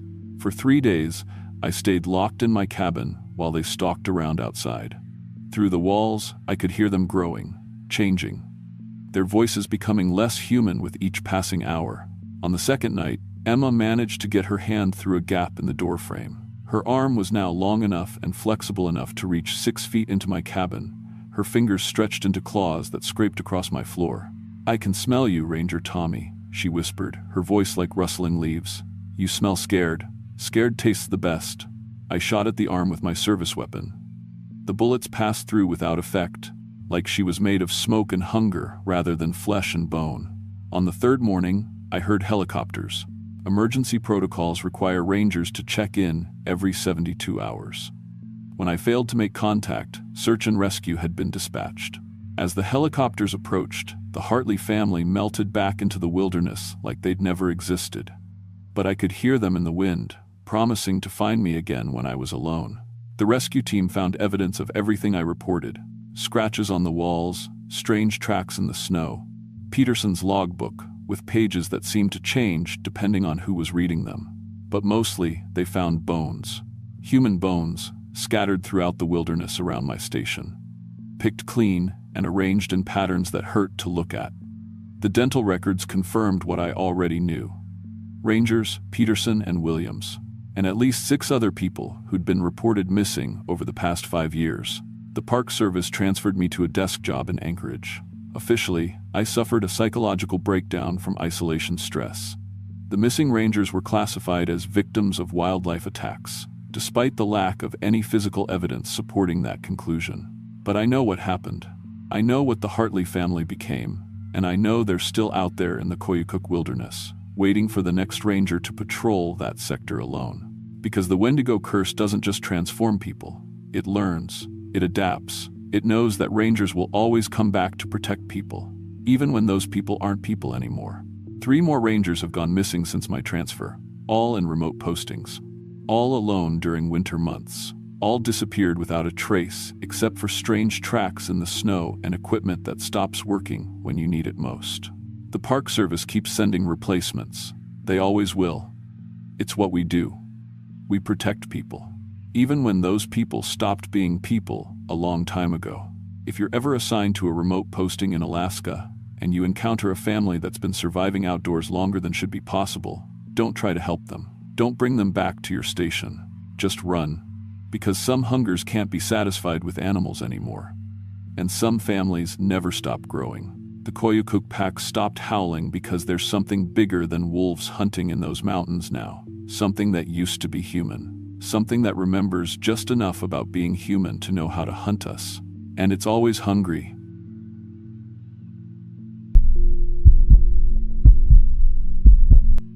My name is Angela Torres, and I spent 11 years working as a park ranger in Alaska before what happened at Denali destroyed everything I thought I knew about the wilderness. I wasn't born for Alaska. Grew up in Arizona, worked mall security for 8 years before the state parks hired me. But something about the vast emptiness called to me. The silence. The way you could hike for days without seeing another human soul. I earned my wilderness survival certification. Learned to handle everything from hypothermic tourists to aggressive wildlife. In 11 years, I'd seen bear attacks, avalanches, people who walked into the forest and never came back. I thought I'd seen everything Alaska could throw at you. I was wrong. What happened during the winter isolation period last February wasn't a bear attack or a climbing accident. It wasn't anything natural at all. It was something that made me understand why the Athabascan people have so many words for the things that hunt humans in the dark. I'm not a ranger anymore. Can't be. Not after what I learned about the people I worked with, about what was wearing their faces, about what's been hunting in our parks for longer than anyone wants to admit. This is my testimony. Make of it what you will. February in Denali means complete isolation. Tourist season ends in October, and by February, most of the park is inaccessible, except by snowmobile or ski. The temperature hits 40 below on a warm day. The sun barely clears the horizon. That's when they rotate the winter skeleton crew. I got the call from District Supervisor Janet Kowalski on February 8th. Torres, you're going up to the Kantishna Research Station with Rangers, Blackwood, and Vance. 3-month rotation. Think you can handle the isolation? I'd never worked with either ranger before, but I knew their reputations. David Blackwood was a 20-year veteran, specialized in wildlife biology and search and rescue. Sarah Vance had 15 years' experience, known for her tracking abilities and knowledge of local indigenous culture. Any specific issues? I asked, checking my gear list. Radio problems, Janet said. Equipment freezing up. And, she paused, we lost contact with the previous team for 3 days last week. When we finally reached them, they said everything was fine. But what? Just keep your eyes open, Torres. Something feels off up there. The flight in was brutal. Our bush pilot, a grizzled guy named Murphy, who'd been flying Alaska for 30 years, fought crosswinds and blowing snow for 2 hours before we finally spotted the research station's lights. Weather's getting worse, Murphy yelled over the engine noise. Might not be able to get back in for weeks if this keeps up. The station sat in a valley surrounded by peaks that disappeared into gray-black clouds. Even from the air, the place looked swallowed by wilderness. Blackwood met us at the landing strip. Big guy, maybe 6'4", with the kind of beard you grow when shaving becomes optional. He helped unload supplies with mechanical efficiency. Good flight? He asked, but his eyes weren't focused on my face. They kept darting to my hands, my gear, like he was cataloging everything about me. Rough, I said. Murphy says the weather's closing in. Blackwood nodded. It does that. Come on, let's get inside before you freeze to death. The research station was a cluster of insulated buildings connected by covered walkways. Generator hum, propane heater roar, the constant whistle of wind through the gaps. It felt like being inside a machine designed to keep humans alive in a place that wanted to kill them. Sarah Vance was in the communications room, hunched over a radio that crackled with static. When she turned around, I got my first good look at her face. She was beautiful in that hard, weathered way of people who spend their lives outdoors. Short, dark hair, intense blue eyes, movements that spoke of absolute confidence in her environment. Angela Torres, I said, extending a hand. Her handshake was firm, but her skin felt wrong. Too smooth. Too warm for someone who'd been handling radio equipment in a room that couldn't have been above 50 degrees. Welcome to the end of the world, she said with a smile that didn't reach her eyes. The first night, I couldn't sleep. Not unusual in a new place, especially with the wind howling like something alive and angry. Around 2 a.m., I gave up and went to the communications room to check weather reports. The radio was on, volume low, cycling through frequencies. Static, static, burst of conversation. Static, specimen is adapting well to the new environment. Recommend harvesting additional subjects before the weather clears. Integration process complete. Target shows no awareness of the replacement. I turned up the volume, but the voices faded back into static. Probably picking up signals from the research station at Mount McKinley, or maybe military communications bouncing off the atmosphere. But something about those voices bothered me. They'd sounded familiar. The next morning, I asked Sarah about radio protocols. Do we monitor other stations' communications? She was preparing coffee with movements that were too precise, too economical. No wasted motion, like she'd calculated the most efficient way to perform every task. Sometimes we pick up research teams or military flights, she said without looking up. Why? Heard some weird chatter last night. Something about specimens and harvesting. Sarah's hands stopped moving for just a fraction of a second. Then she continued preparing coffee as if nothing had happened. Wildlife researchers used technical language, she said, probably talking about animal subjects. But when she handed me the coffee mug, her fingers brushed mine, and her skin felt like rubber. Warm, flexible rubber. That afternoon, I went out to check the weather monitoring equipment. Standard maintenance, something I'd done hundreds of times. But when I tried to radio back to the station, my transmission came back as someone else's voice. Unit 7 to base. Weather equipment shows normal function. Except the voice wasn't mine. It was higher, with a slight accent I didn't recognize, and I hadn't made that report yet. I clicked the radio again. Unit 7 to base. Do you copy? This time my own voice came through normally. Sarah responded immediately. Copy. Unit 7. Everything looking good out there? Yeah, I said, but my hands were shaking as I attached the radio to my belt. Everything's fine. That evening, Blackwood cooked dinner. Canned beef stew, heated over the propane burner, nothing fancy. But as he stirred the pot, I noticed he never tested the temperature. Never seemed concerned about overcooking or burning. He just stirred for exactly 3 minutes, then served it. The stew was perfectly heated. Not too hot, not too cool. Like he'd calculated the precise cooking time needed. How long have you been at this station? I asked. 3 weeks, Blackwood said, but his answer came too quickly. No hesitation, no thought. And before that, Glacier Bay National Park. Bear Management Program. Again, instant response. Like he was reading from a script, I tried a different approach. What's the worst winter you've seen up here? 1. This time, there was a pause. Just a moment, but I caught it. 1,997, he said finally. Snowed for 18 straight days. Temperatures hit 60 below. Lost 2 researchers to exposure. The details were specific and convincing, but something felt wrong about the way he delivered them. No emotion, no personal connection to what should have been a traumatic memory. I started paying closer attention after that. The next few days, I watched my colleagues with growing unease. Small things at first.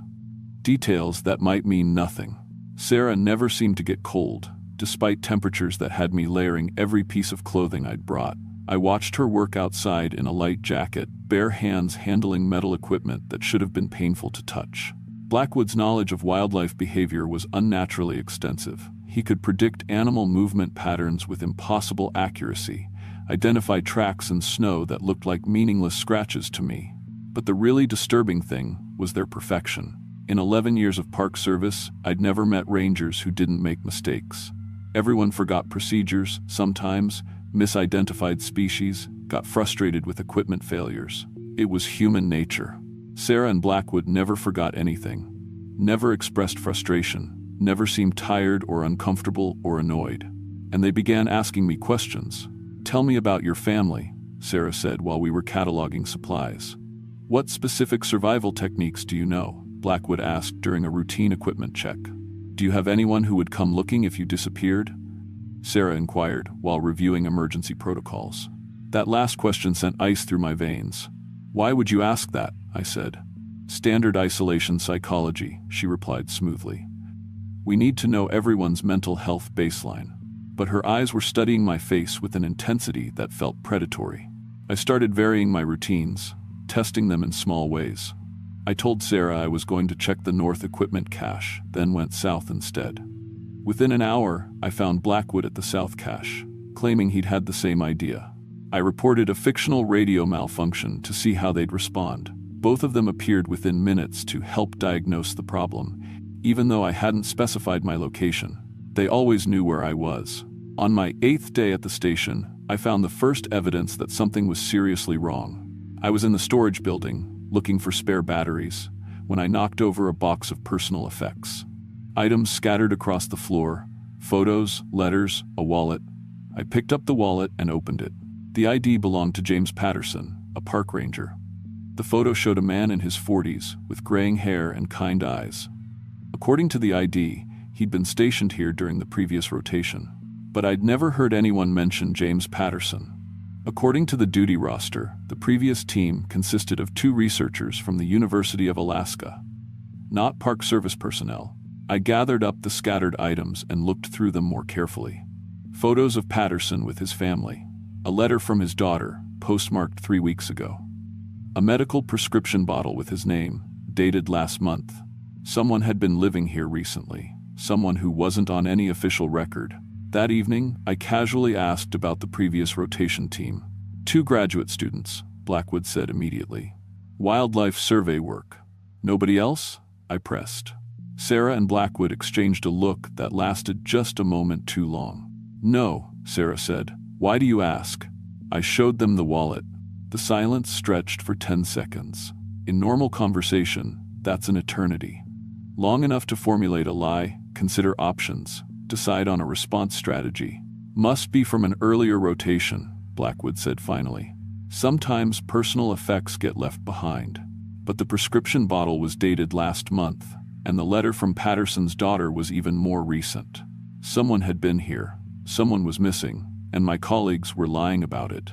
That night, I pretended to sleep while listening to the sounds of the station. Around 3 a.m., I heard movement in the hallways. Quiet footsteps, muffled conversation.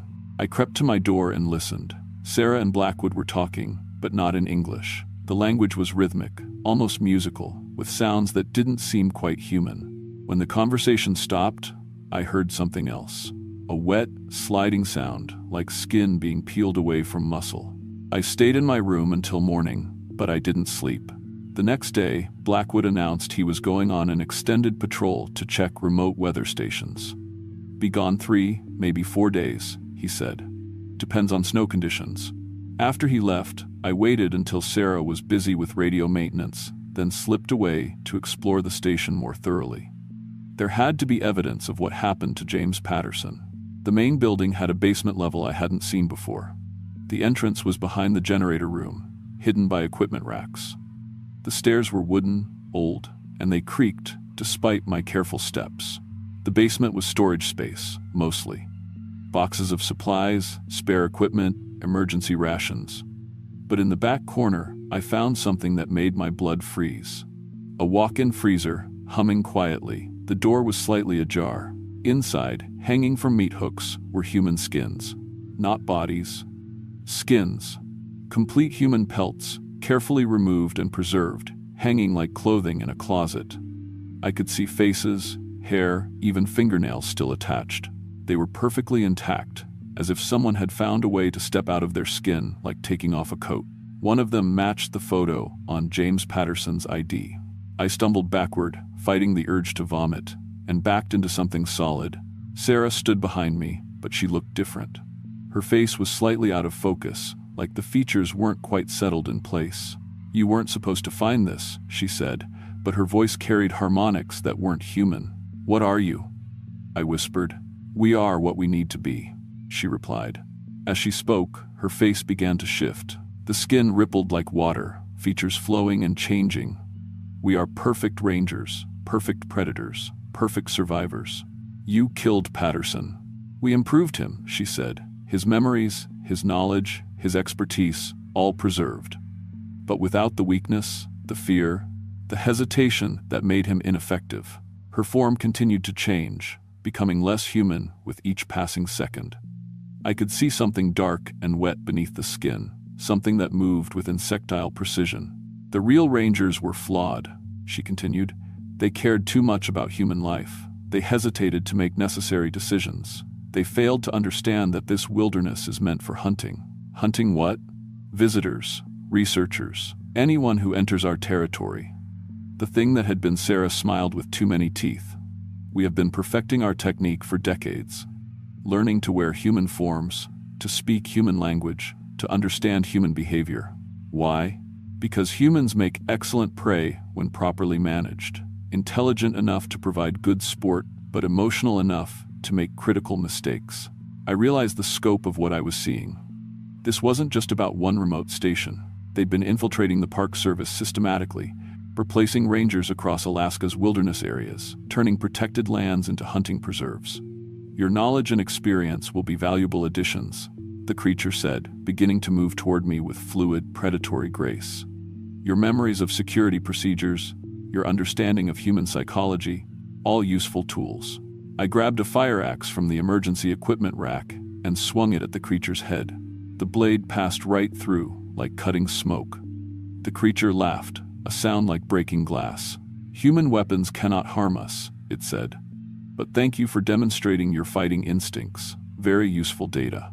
I ran. Getting out of the basement was like escaping from a nightmare. Behind me, I could hear the creature's laughter echoing off the concrete walls, but I didn't look back. I reached the main floor and headed for the equipment room. If I could get to the emergency radio, maybe I could contact the outside world. But as I rounded the corner, Blackwood stepped into view. Except it wasn't Blackwood anymore. The thing wearing his skin had let the disguise slip. Its face was a writhing mass of darkness, with eyes that reflected light like a nocturnal animal's. When it spoke, the voice came from somewhere inside its chest. "Where are you going, Angela?" I reversed direction and ran toward the exit, but the front door was blocked by another creature. This one hadn't bothered with human appearance at all. It stood 7 feet tall, covered in what looked like shadow-given substance, with limbs that bent at impossible angles. "The hunt is beginning," it said in a voice like wind through dead trees. I smashed through a window instead, cutting my hands on the glass, and rolled into the snow outside. The cold hit like a physical blow, but fear kept me moving. The snowmobile shed was 50 yards away.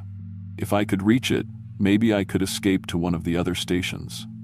Maybe I could find someone who would believe me. Behind me, I heard the creatures leaving the building, not through the door or windows, but through the walls themselves, like they were made of liquid that could seep through solid matter. I reached the shed and fumbled with the snowmobile's ignition. The engine turned over on the third try, and I gunned it toward the tree line. The creatures followed, but not on foot. They moved through the snow like swimming through water, leaving no tracks, making no sound except for a whisper that might have been laughter or might have been the wind. I knew the terrain well enough to navigate by moonlight, but the creatures seemed to know exactly where I was going. No matter which direction I turned, they were always ahead of me, herding me like wolves driving prey. After 20 minutes of desperate flight through the forest, I realized I was being driven toward the communications tower on the ridge. It was the highest point for miles, with no cover and no escape routes. Perfect hunting ground. I stopped the snowmobile and considered my options. The creatures were closing in from 3 sides, moving with patient certainty. They knew I was trapped. But as I sat there, in the moonlight, surrounded by things that wore human faces like masks, I had a horrible realization. I wasn't afraid anymore. The terror that had been driving me was fading, replaced by a cold, calculating awareness of my tactical situation. I was evaluating the creatures' movement patterns, assessing their capabilities, planning responses with mechanical precision, just like Sarah and Blackwood had done. I looked at my hands. In the moonlight, my skin looked too smooth, too perfect. When had my fingers become so long? When had my fingernails grown into claws? The creatures stopped their advance and began to retreat. "Welcome home," one of them whispered across the snow. And I remembered the real Angela Torres. 11 years in Arizona, working mall security, dreaming of wide-open spaces. She'd applied for the Alaska position on a whim, never expecting to get it. She'd lasted 3 days at her first assignment. I remembered taking her skin, learning her memories, studying her mannerisms. I remembered the careful practice required to pass as human, the constant effort to maintain the disguise. I remembered decades of this. Decades of hunting. The thing that had been calling itself Angela Torres stood up in the moonlight and felt its true form beginning to emerge. The human skin sloughed away like a discarded costume, revealing something dark and predatory beneath. The other creatures approached, no longer hostile. They welcomed me back to the pack with sounds that resembled purring. "How long was I lost?" I asked in our real language. 6 months, the leader replied. "You became too embedded in the human role. We were concerned the personality integration had become permanent. I searched the stolen memories for any trace of Angela Torres's consciousness, but found nothing. She had been thoroughly consumed, her personality absorbed and digested. Only her knowledge remained, cataloged and stored for future use. The winter rotation is working well, another packmate reported. We've replaced 14 rangers across the state. Spring will bring fresh hunting opportunities. I nodded, pleased with our progress. Humans made such excellent prey when properly managed. Their emotions, their attachments, their desperate need to help each other. All evolutionary weaknesses we could exploit. What about the investigation? I asked. The district supervisor mentioned radio problems. Handled, the leader assured me. We've replaced her as well. The investigation will conclude that equipment failures were responsible for communication problems. No further inquiry will be recommended. Perfect. We'd learned over the centuries that the best hunting preserves were the ones humans believed were safe. National parks, wildlife refuges, protected wilderness areas, places where humans went to feel connected to nature. They never suspected that nature might be watching them back. 3 days later, Angela Torres returned to the research station. The radio worked perfectly, equipment functioned normally. Blackwood and Vance were professional, competent colleagues with no apparent behavioral abnormalities. When the rotation period ended, District Supervisor Janet Kowalski debriefed all 3 rangers personally. Any problems with the assignment? She asked. No problems at all, Angela replied. Excellent team dynamics, very productive rotation. Radio communications? Crystal clear throughout the assignment. Janet made notes in the personnel files. Good to hear. Torres, your next assignment is Katmai National Park. You'll be working with Rangers Morrison and Chen. Looking forward to it, Angela said. And she was. Morrison and Chen were experienced rangers with extensive knowledge of bear behavior and coastal ecology. Their expertise would be valuable additions to the pack's collective capabilities. After they were replaced, the process was refined now, perfected through decades of practice. No more sloppy kills, no more evidence left behind. The creatures had learned to be patient, to study their targets extensively before taking action. Morrison lasted 2 weeks, Chen lasted 10 days. By summer, Katmai National Park had 3 new rangers with flawless service records and unprecedented knowledge of wildlife behavior. Visitor satisfaction ratings reached all-time highs, and the missing persons reports began. Not many. Never enough to trigger serious investigation. A solo hiker who failed to return. A photographer who lost radio contact. A research team that vanished during a routine survey mission. Alaska is a dangerous place. People disappear in the wilderness all the time. Equipment failures, weather emergencies, animal attacks, and quote, the explanations were always plausible.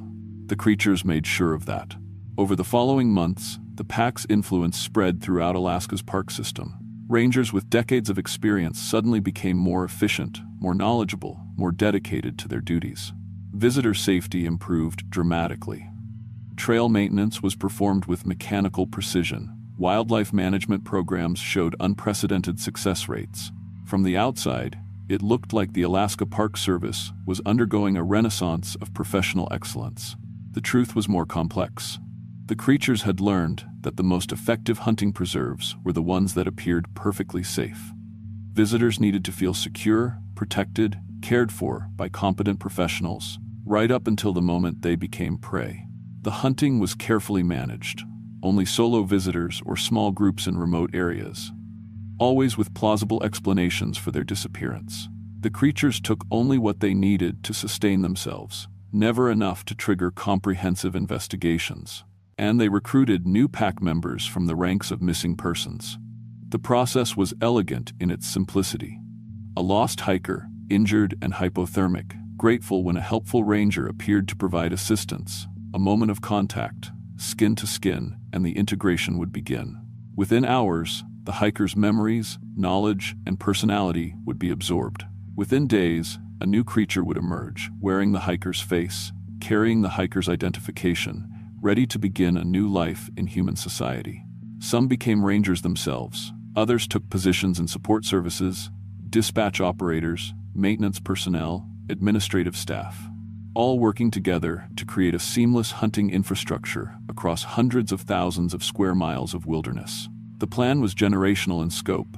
Eventually, every position in Alaska's park system would be held by creatures wearing human faces. Then they could expand into other states, other countries, anywhere humans sought refuge in nature. Perfect predators creating perfect hunting grounds.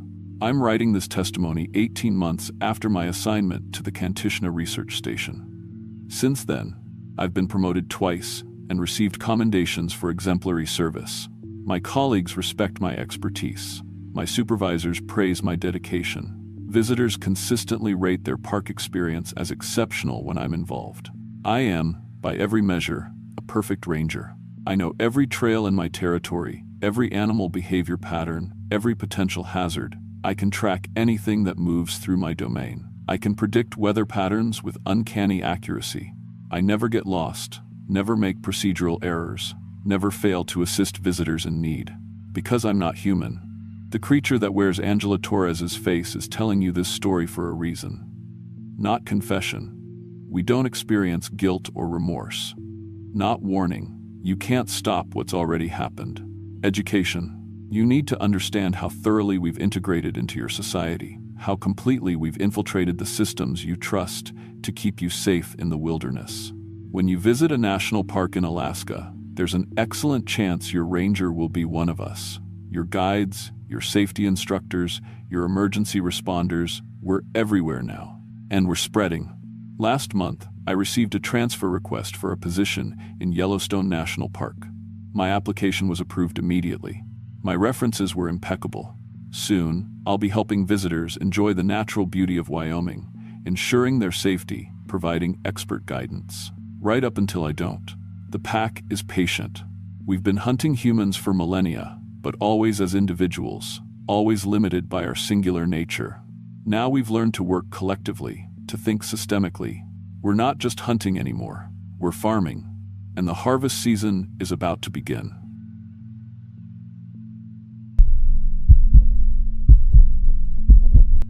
My name is Mike Hansen, and I've been a ranger at Denali National Park for 8 years. Before that, I spent 12 years as a hunting guide, but I switched careers after my divorce. Sarah said I cared more about the wilderness than our marriage, and maybe she was right. The mountains never lied to you, never asked for things you couldn't give. My daughter Emma visits every summer. She's 16 now, loves hiking almost as much as I do. Those 2 weeks in July are what I live for.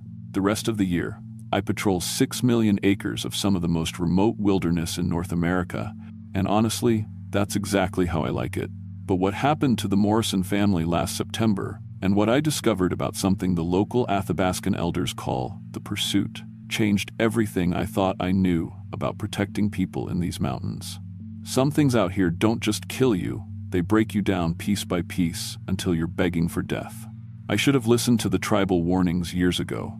Should have paid attention when old Joseph Takini told me there were hunting grounds in these mountains that belonged to something else. Something that had been perfecting its method long before humans ever set foot in Alaska. The Morrison family, David, Linda, and their twins Jake and Sophie, both 14, arrived at the Savage River checkpoint on September 8th for a week-long backcountry permit. Standard family adventure, nothing unusual. David was ex-military, experienced outdoorsman. Linda was a nurse, calm under pressure. The kids had been hiking since they could walk.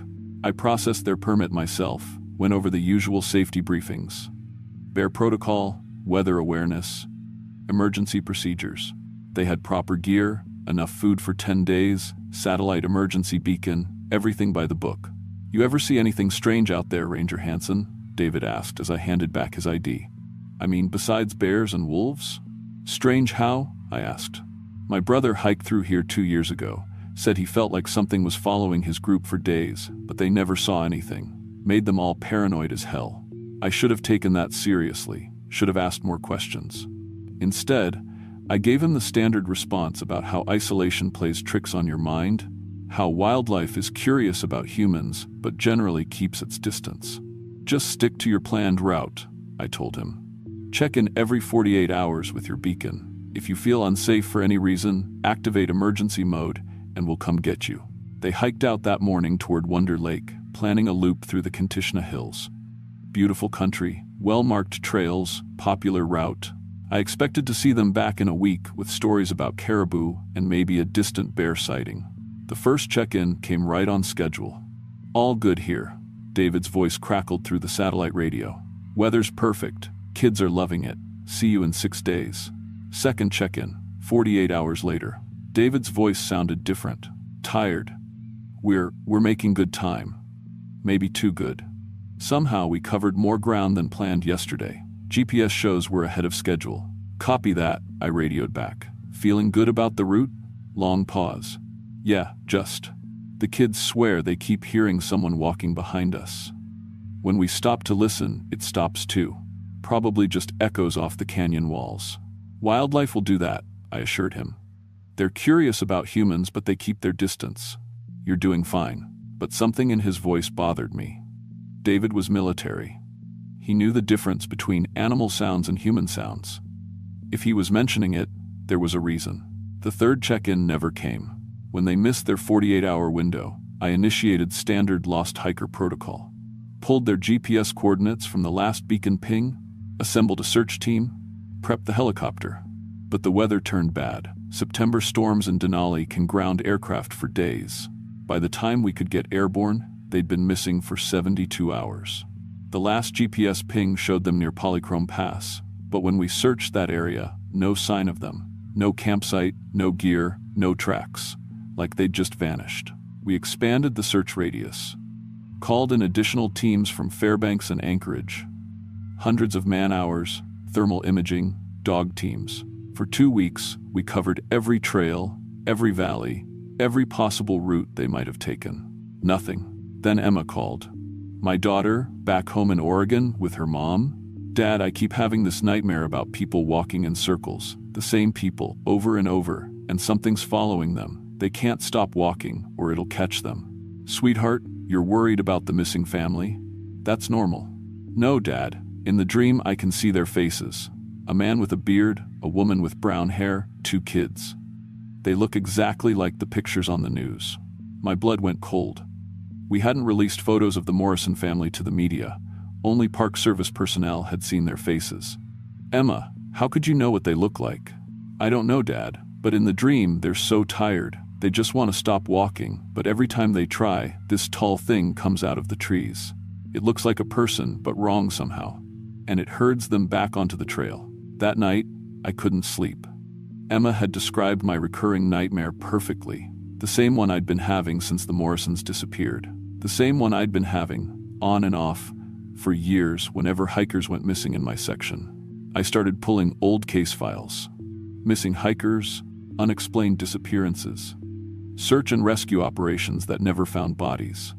In 8 years at Denali, I'd worked 17 cases of people who simply vanished without a trace. 17 families, 31 individuals total, all experienced hikers, all with proper equipment and emergency beacons. All last seen in the same general area of the park. The pattern was subtle, but it was there. People would check in normally for the first few days, then their communications would become strange, confused. They'd report making unexpectedly good time, then suddenly they'd be behind schedule. GPS coordinates would show them in impossible locations, places they couldn't have reached given their planned route. Then they'd just disappear. I drove to the village of Kontishna to talk to Joseph Takini, the tribal elder who'd tried to warn me about hunting grounds. Joseph was 93, born when Alaska was still a territory. His grandfather had been alive when the first white explorers came through these mountains. "Ranger Mike," Joseph said when I arrived at his cabin, "you look like a man who's seen something he wishes he hadn't. Tell me about the pursuit, Joseph." His face went grave. "Sit down. This isn't a story for standing." Joseph poured 2 cups of coffee and settled into his chair by the wood stove. Outside, snow was beginning to fall, October in Alaska. My grandfather called it Ats Udi, the follower, but the pursuit is a better name for what it does. It's not an animal, not a spirit, exactly. Something older. Something that was here before the mountains took their current shape. What does it want? It hunts, but not like we understand hunting. Animals kill for food, territory, protection of young. This thing, it hunts for the fear, the exhaustion, the moment when prey gives up hope. Joseph stared into his coffee. "It picks a group of humans, always strong ones, experienced ones who think they know the wilderness. Then it follows them. Not to kill, you understand, to drive them. Drive them where? Nowhere. Everywhere. It doesn't matter. The pursuit can look like anything: a ranger, another hiker, a search and rescue worker. Whatever its prey would trust or follow. It appears ahead of them on trails, redirects them. Appears behind them, herds them forward. It's patient. It has all the time in the world. What's the point? The fear, Ranger Mike, the growing panic, the adrenaline that comes from knowing something is wrong but not being able to stop it. It feeds on that. And when its prey finally collapses from exhaustion and terror," Joseph shrugged. "That's when it gets what it really wants, that final moment when hope dies. Have you seen it? Once, when I was young and stupid, tracked a missing hunting party up near Wonder Lake. Found them walking in circles, same trail over and over for days. They were exhausted, terrified, but every time they tried to stop or change direction, something would appear to guide them back onto the path. What did it look like? Like my Uncle Charles, who'd been dead for 5 years. Perfect copy, except for the eyes. The eyes were hungry in a way human eyes never are." Joseph refilled our coffee cups. "I managed to distract it, get the hunters to safety. But it cost me. The thing learned my face that day.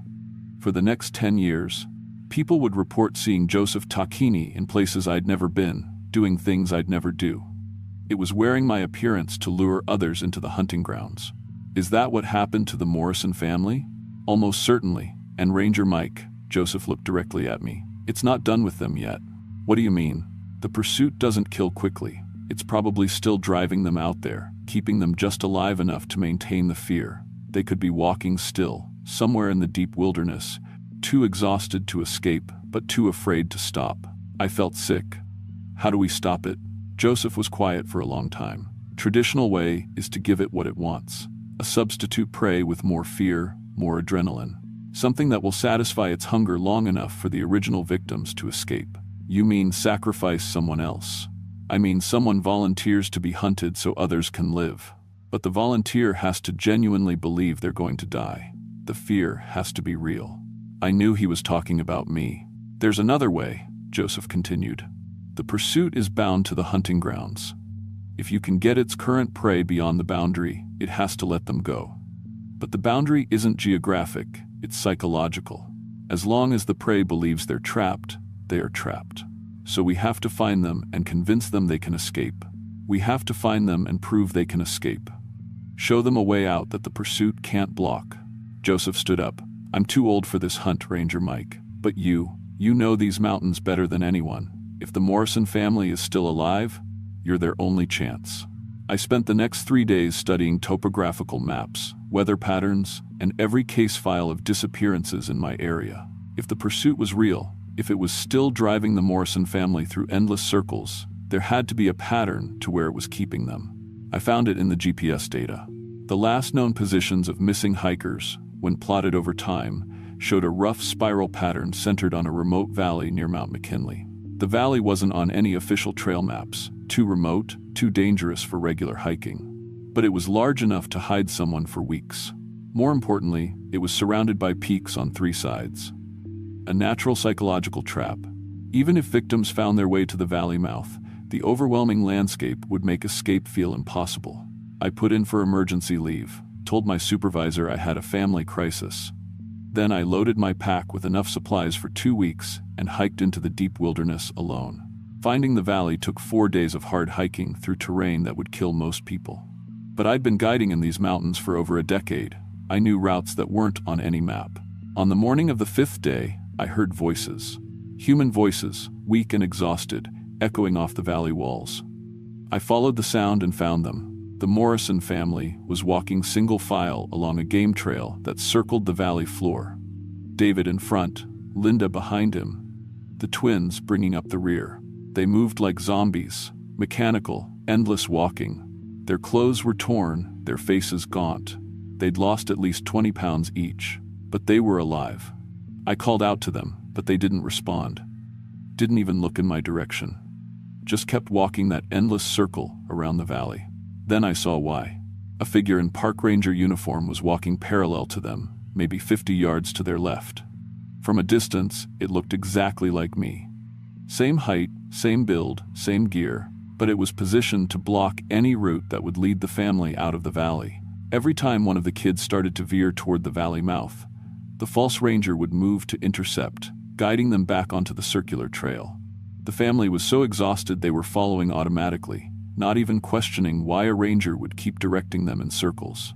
I had to get closer, had to break the pursuit's hold on them. But as soon as I started down the valley slope, the thing wearing my face turned to look at me. Even from 50 yards away, I could feel those hungry eyes studying me, measuring me. Then it smiled with my face and started walking toward me. I'd brought my service pistol, but Joseph had warned me that bullets wouldn't help. The pursuit wasn't fully physical. It was something older, something that existed in the space between reality and fear. "You're late, Mike," it said in my own voice as it approached. "I've been waiting for you to figure it out. Let them go. They're exhausted. They're going to die. That's the point." The thing tilted its head, studying me like a curious predator. "Their fear has been so pure, so sustained. Do you know how rare that is? Most prey gives up too quickly or adapts to the situation. But this family, they've maintained perfect terror for 23 days. 23 days? They've only been missing for... Time works differently in the hunting grounds. They've walked approximately 600 miles in a circle, stopping only when exhaustion forces them to sleep. The children cry themselves awake every few hours. The parents haven't spoken to each other in days because they're too afraid of what they might say." I looked back at the Morrison family. They were still walking, still trapped in their endless loop. Linda was stumbling, barely able to stay upright. "What do you want from me? I want you to choose. You can try to save them, knowing that you'll fail and become part of the hunt. Or you can walk away and let me finish what I started. And if I stay, then you get to experience what they've experienced. The growing certainty that there's no escape, that every path leads back to the same place. The slow realization that you're going to die tired and afraid and alone." The pursuit circled me, still wearing my face. "I've been watching you for years, Mike. Every search and rescue operation, every missing hiker case. You always blame yourself when you can't find them. That guilt, that failure, it's delicious. You're feeding on me already. Of course, did you think all those nightmares were natural? Every time someone disappears in your section, I make sure you feel responsible. I've been seasoning you for years." I understood now. The pursuit hadn't just been hunting random hikers, it had been hunting me, using their disappearances to create a psychological trap. Every missing person was bait to eventually draw me into the hunting grounds. "But now you're here," it continued, "and I can smell the fear starting. You're beginning to realize that your knowledge of these mountains won't help you, that your experience, your equipment, your training, none of it matters here." It was right. I could feel panic starting to creep in at the edges of my mind. The valley walls suddenly seemed impossibly high. The trail out appeared much steeper and longer than it had when I hiked in. "The family dies tonight," the pursuit said. "Their bodies are finally giving out. But if you join the hunt, I can keep them alive longer, extend their suffering, use them to make you feel more helpless." I thought about Emma, about her nightmares that weren't really nightmares. The pursuit had been showing her what was happening, using her connection to me to intensify my psychological pressure. "My daughter," I said, "you've been in her dreams. Children are so receptive to fear. She'll make excellent prey in a few years, when she's old enough to really understand hopelessness." That's when I stopped being afraid and started getting angry. I pulled out my satellite phone and activated the emergency beacon. Not to call for rescue. The pursuit was right that normal help wouldn't work here. But the beacon would mark my location, create a digital trail that other rangers could follow. "What are you doing?" "Creating witnesses," I said. "In a few hours, my fellow rangers are going to come looking for me. When they find this valley, they're going to see everything. They're going to know what you are. They'll never find this place. The hunting grounds exist outside normal geography. Maybe, but my beacon signal is being recorded by satellites. GPS coordinates don't lie. Even if they can't find the exact location, they'll know approximately where I disappeared. And they'll keep looking." Onsta. I started walking toward the Morrison family. And when they keep finding strange things in this area, equipment that doesn't belong here, evidence of people walking in impossible patterns, they'll start asking questions. The pursuit followed me, but I could sense uncertainty in its movements. Rangers will write it off as natural hazards, animal attacks, human error. Not if I leave behind a detailed report explaining exactly what you are and how you hunt. I pulled a sealed envelope from my pack, the report I'd written after talking to Joseph, complete with historical research on disappearances and the pursuit's hunting patterns. I'd left copies at Ranger headquarters and with Joseph himself. Even if you kill me, I said, other people will know what to look for. You're bluffing. But I could tell it was working. The thing wearing my face was beginning to flicker like a bad television signal. Its hold on the psychological landscape was weakening. David, I shouted at the Morrison family, this valley has an exit. Follow the creek bed downstream. It leads to the park road. For the first time in weeks, David Morrison stopped walking. He turned to look at me with eyes that were almost dead from exhaustion and terror. Who are you? I'm Ranger Mike Hansen. I processed your hiking permit 3 weeks ago. You've been trapped here, but there is a way out. Linda stopped walking too, then the twins. For the first time since entering the hunting grounds, the family was no longer in motion. The pursuit let out a sound that was part scream, part howl. The noise echoed off the valley walls, but it was already fading. The psychological trap was breaking. The exit is real, I called to the Morrisons. I hiked in through it 4 days ago. It's not blocked, it's not impossible. Walk downstream and you'll reach safety. David nodded slowly. Kids, we're going home. As the Morrison family finally broke free from their circular prison and headed toward the creek bed, the pursuit made one last attempt to stop them. It shifted form, becoming Linda Morrison, calling for her family to wait. But the real Linda was right there, and the illusion couldn't hold. David grabbed his wife's hand, and they ran toward the valley exit with their children. The thing turned back to me, no longer wearing my face. For a moment, I saw what it really was, something tall and wrong, with too many joints and eyes like black holes. This isn't over, it said in a voice like wind through dead trees. Yes, it is, I replied, because now people know you exist, and we're going to make sure every hiker, every ranger, every guide knows what to watch for. The pursuit faded into shadow, but I could feel its rage following me as I climbed out of the valley. I found the Morrison family 2 miles downstream, collapsed by the creek but alive. David was on his satellite radio calling for emergency pickup. When he saw me, he started crying. 3 weeks, he said.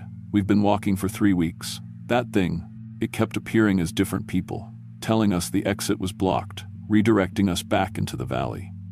We couldn't think straight, couldn't figure out why we kept ending up in the same place. The rescue helicopter found us 6 hours later.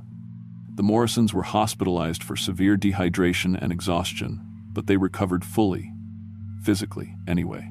I kept my promise. The report about the pursuit became part of official park documentation. We established new protocols for extended backcountry permits, more frequent check-ins, buddy system requirements, specific training about psychological effects of isolation. Most importantly, we started working with tribal elders, like Joseph, to understand the traditional knowledge that could help protect people in these mountains. Emma still has nightmares sometimes, but they're different now. Instead of helpless victims walking in circles, she dreams about people finding their way home. As for me, I've seen the pursuit twice since then, both times during search and rescue operations when hikers have gone missing. Both times, I was able to recognize its tactics and break up the psychological traps before people died. It's still out there, somewhere in the deep wilderness. But it's not invincible. And now it has to be more careful, because people know what to look for. The mountains are still dangerous. They always will be. But some dangers can be faced and overcome once you understand what you're really fighting. The pursuit feeds on hopelessness, so the best defense is to never give up hope, even when everything looks impossible, especially then.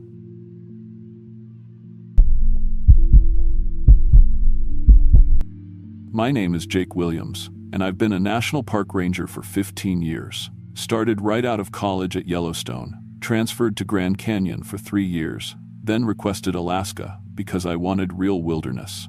The kind where you can hike for days without seeing another human being. I've pulled bodies out of crevasses, found hikers who'd been missing for weeks, what was left of them after the scavengers finished. I've tracked wounded bears through blizzards and talked suicidal visitors off cliff edges. I thought I understood the worst things that could happen in the wilderness. But what I discovered in Denali National Park during the summer of 2023 taught me that sometimes the most dangerous predators aren't the ones we know about. Sometimes they're the ones we create ourselves, without even realizing it. I still have the photos on my phone. The Park Service made me sign documents saying I'd never share them, never talk about what happened. But they can't stop me from remembering. They can't stop the nightmares about what I saw giving birth in that cave. The way it looked at me with human eyes before it started screaming. The official report says I suffered a concussion from a rockfall and experienced hallucinations. But hallucinations don't leave footprints, and they don't send Christmas cards. Denali covers over 6 million acres of Alaskan wilderness. Most of it is completely untouched. No roads, no cell towers, just raw nature that hasn't changed since the Ice Age. My sector was the northern backcountry, about 400,000 acres that I patrolled alone except during peak tourist season. The ranger station sat at mile marker 67 on the park road, a small log building with solar panels and a radio tower. Inside was basic equipment, GPS units, satellite phone, first aid supplies, emergency shelter gear. Outside were my ATV for summer patrols and snowmobile for winter. Most of the time, though, I traveled on foot with everything I needed in a 65-pound pack. My supervisor was District Ranger Michelle Rodriguez, 20-year veteran who knew every trail and animal migration route in the park. She ran our sector from headquarters in Kantishna, about 50 miles south. We checked in twice daily by radio, morning briefing and evening report. Missed 2 check-ins and search and rescue automatically deployed. July 12, 2023 started normal. I was investigating reports of unusual wildlife behavior near Wonder Lake. Hikers had complained about animals acting aggressive or strange. A photographer claimed he saw wolves hunting in broad daylight, working together in ways that seemed almost planned. Probably just drought stress, Michelle told me over the morning radio check. Rivers are running low this year. Animals are competing harder for water sources. Made sense. I'd seen drought change animal behavior before. Herbivores would venture into dangerous territory for water. Predators would hunt during unusual hours.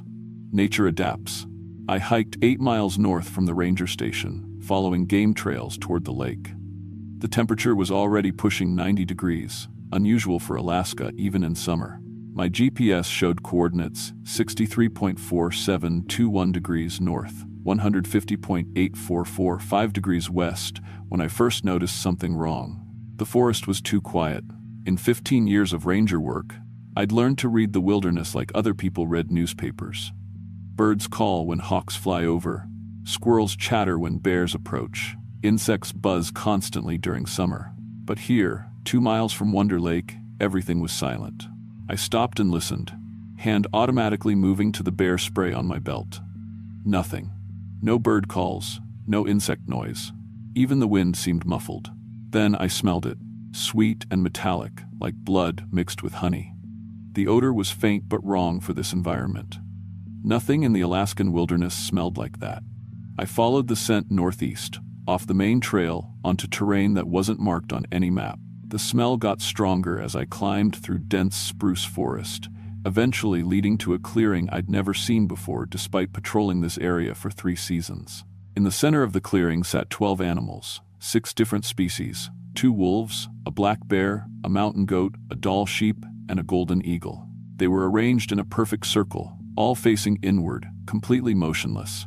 I've seen unusual animal gatherings before, watering holes during drought, feeding sites with abundant food.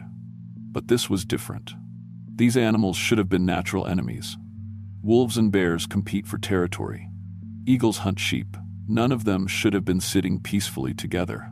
I raised my binoculars and studied each animal carefully. They all looked healthy, well-fed, normal, except for their behavior. But when I focused on their eyes, I felt something cold settle in my stomach.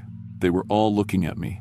I backed away slowly, not wanting to disturb whatever strange gathering I'd stumbled into. Animals sometimes behave unpredictably during stress or illness.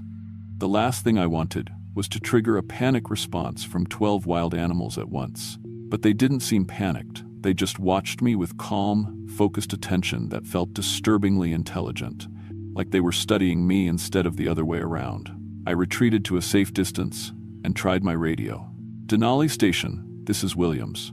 I'm observing unusual wildlife behavior at coordinates 63.4742 north, 150.8203 west. Multiple species gathering peacefully, requesting guidance. Static. Then, Williams. Did you say multiple species? Affirmative. 12 animals, 6 different species. Bears, wolves, sheep, eagle, all sitting together like they're waiting for something. Long pause. Mark those coordinates and observe from distance. Don't approach. I'll check with Fish and Wildlife about reported behavioral anomalies. I set up position behind a fallen log about 200 yards away and watched through binoculars. For 3 hours, none of the animals moved. They just sat in their perfect circle, occasionally turning their heads to track my position. At 2:47 p.m., something changed. The eagle suddenly took flight, circling once before landing on the bear's back. Instead of attacking or running, the bear remained perfectly still. Then the wolves stood up in unison and began walking toward my position. Not running, walking, in formation. I grabbed my bear spray and started backing away, but stopped when I heard something that made my blood freeze. One of the wolves was making sounds that weren't wolf vocalizations. The pitch and rhythm were too complex, almost like it was trying to speak. Jesus Christ, I whispered, fumbling for my radio. Michelle, I need immediate backup at my location. Something's seriously wrong here. But my radio was dead. No static, no power indicator light. The battery had been full when I left the station that morning. The wolves were 50 yards away now, still walking in perfect formation. Behind them, the other animals had also started moving in my direction, all of them silent except for the lead wolf, who continued making those strange vocalizations. I turned and ran. Behind me, I heard sounds that no Alaskan wildlife makes: coordinated movement through brush, communication calls between species that don't normally interact, and underneath it all, something that sounded disturbingly like laughter. I ran for 40 minutes straight, not stopping until I reached the main park road. My hands were shaking as I tried the radio again. This time, it worked. Williams to Denali Station. Emergency backup requested. Jake, what's your status?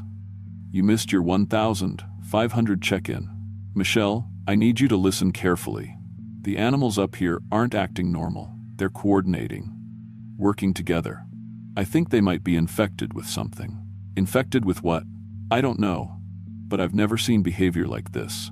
They were following me, hunting me. Another long pause. Head back to the station. We'll discuss this in person. The drive back took 20 minutes.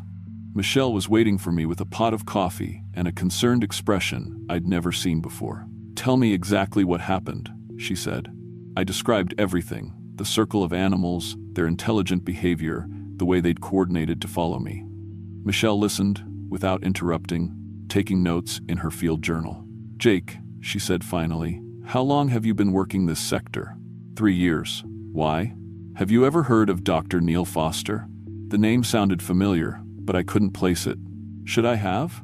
Michelle poured herself coffee with hands that weren't quite steady. He was a wildlife researcher who worked in this area about 5 years ago, University of Alaska, studying predator-prey relationships. His research permit was revoked after allegations of illegal experimentation. What kind of experimentation? The kind that gets your funding pulled and your credentials investigated. She met my eyes. Jake, what you described today, it's not the first time. Over the next week, reports started coming in from across the park. Hikers described being followed by groups of mixed-species animals. A tour bus driver claimed he saw wolves and bears hunting together, coordinating their attacks on a moose with tactical precision. Most disturbing were the missing persons cases. Tom Richards, experienced backcountry photographer, overdue from a solo camping trip near Polychrome Mountain. His camp was found intact: food, camera equipment, sleeping bag, all undisturbed. But Tom was gone, and the tracks around his tent told an impossible story. Look at this, Michelle said, showing me the search and rescue photos. Bear tracks, wolf tracks, and something else. Something that looks like bear paws, but with fingers. The tracks were clear in the muddy ground around Richard's tent. Normal animal prints, but arranged in patterns that suggested coordination, planning. And those other prints, they looked like bear paws that had somehow developed opposable thumbs. "Michelle, what the hell happened to that researcher? Foster?" She was quiet for a long moment, studying the photos with a magnifying glass. Officially, he left Alaska after losing his research permit. Unofficially. She looked up at me. "Jake, how much do you know about parasitic organisms? Like tapeworms? More complex. Organisms that can alter host behavior, make animals do things they normally wouldn't do." She pulled out a file folder I'd never seen before. Foster was studying something he found in tissue samples from animals in this park, something that seemed to enhance intelligence while making hosts more aggressive. Enhance intelligence how? His notes describe animals solving complex problems, using tools, coordinating attacks with strategic thinking. Michelle spread out photocopied research notes covered in diagrams and calculations. But his funding got pulled before he could complete the research. The university said his methods were unethical. I studied the diagrams. They showed cellular structures I didn't recognize, something that looked like a cross between a virus and a multicellular parasite. Foster's handwritten notes were scattered across the pages. Enhanced neural development, accelerated evolution, symbiotic integration. Michelle, what if he didn't leave? What if he's still here? That's what I'm afraid of. The next morning, I found fresh tracks around the ranger station. The same impossible paw prints with fingers, circling the building like something had been studying it. My ATV's tires had been slashed with precision cuts that looked almost surgical. My radio crackled to life at 0630. "Williams, this is Rodriguez. What's your status?" But something was wrong with Michelle's voice. The pitch was right, but the inflection was off, like someone imitating her speech patterns without understanding their meaning. "Michelle, confirm your location." "I'm at headquarters, Jake. I need you to come in immediately. We've received new information about the missing hiker." I checked my GPS.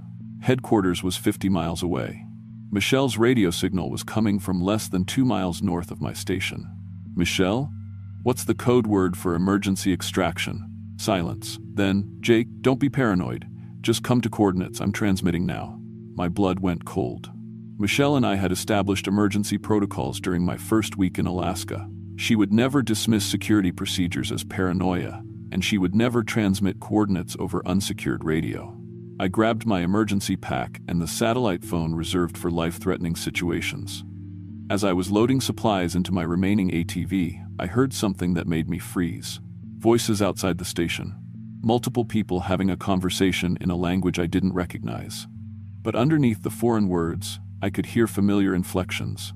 Michelle's laugh. Tom Richards' voice asking a question. Other voices I'd heard before, but couldn't place. I crept to the window and looked out. 5 people stood in my parking area. At first glance, they looked normal, hikers in outdoor gear, carrying backpacks and camping supplies. But something was wrong with the way they moved.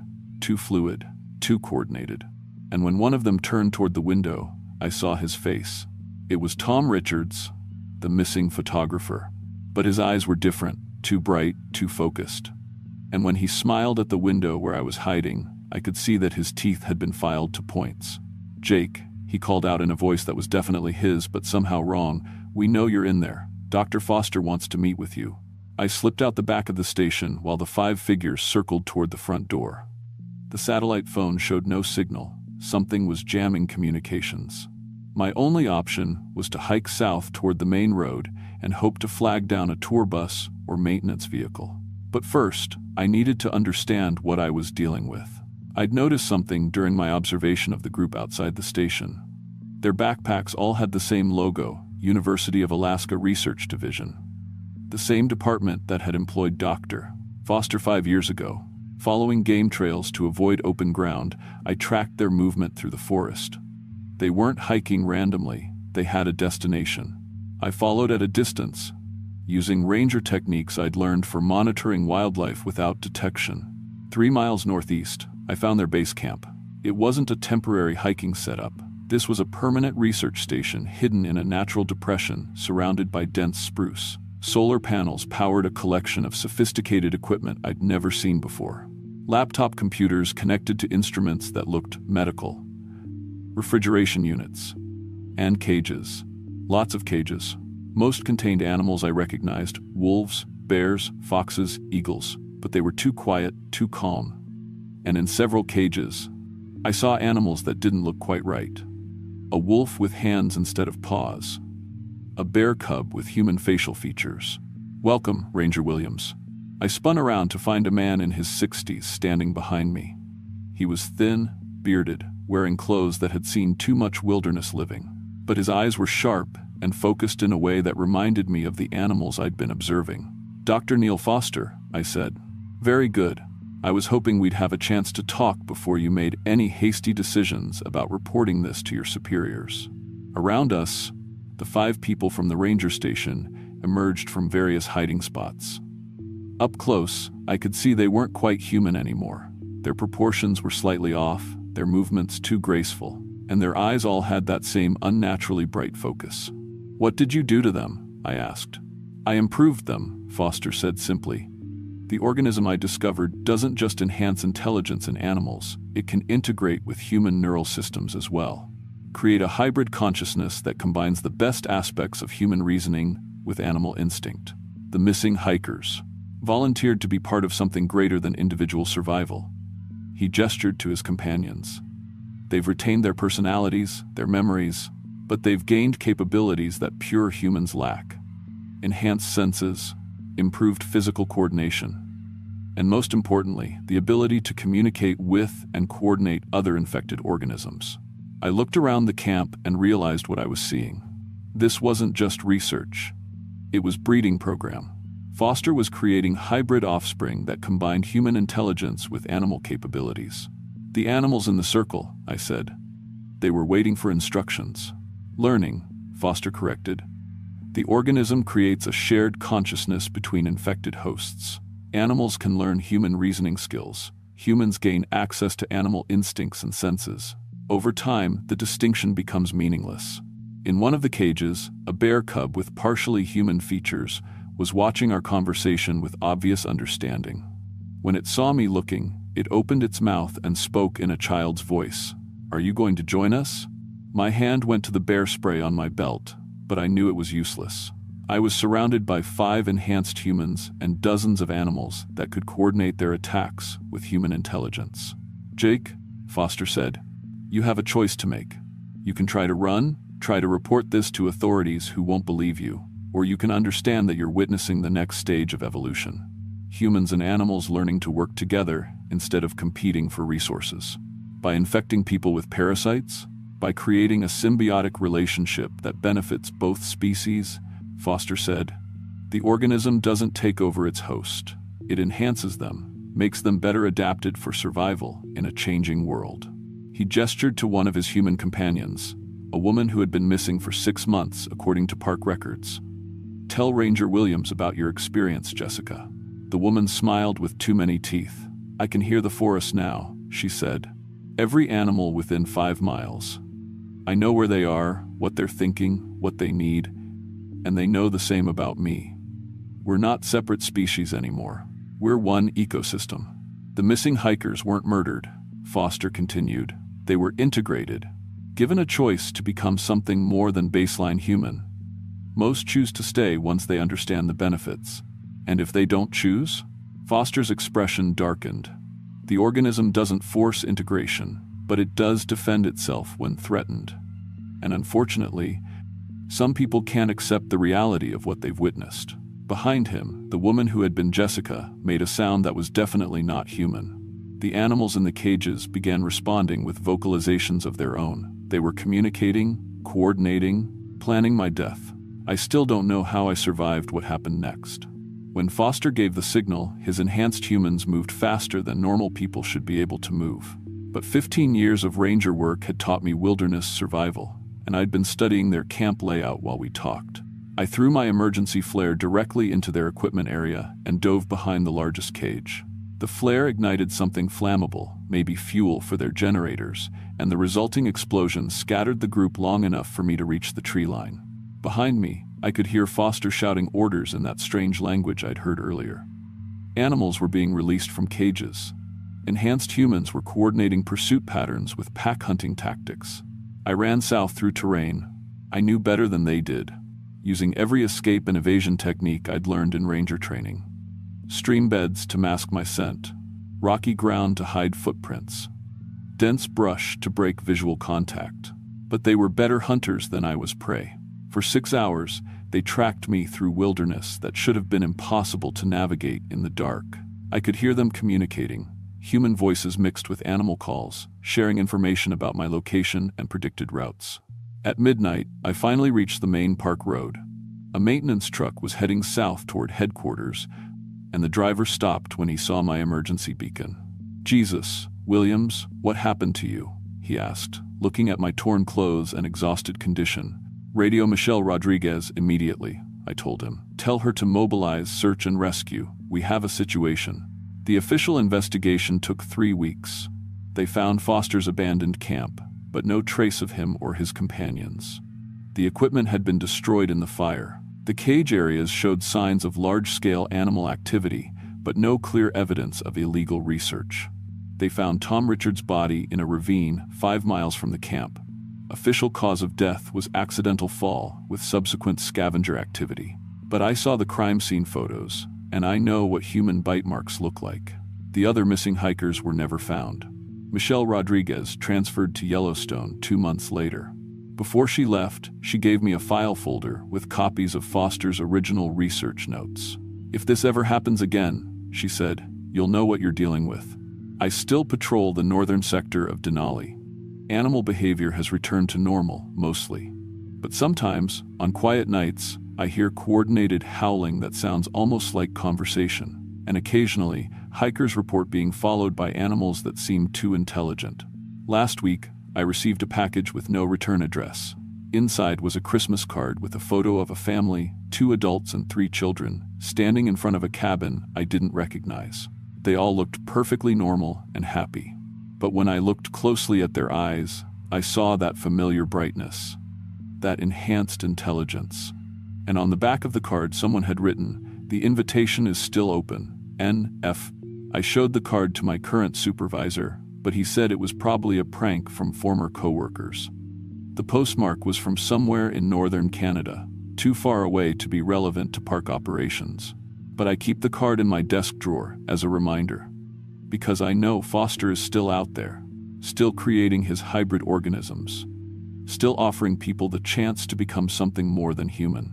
And sometimes, when I'm alone in the wilderness and the modern world feels too complicated and demanding, I find myself wondering what it would be like to hear the forest the way Jessica described, to be part of something larger than individual survival. Those are the thoughts that scare me most. Because I know that if Foster ever finds me again, I might not run. I might listen,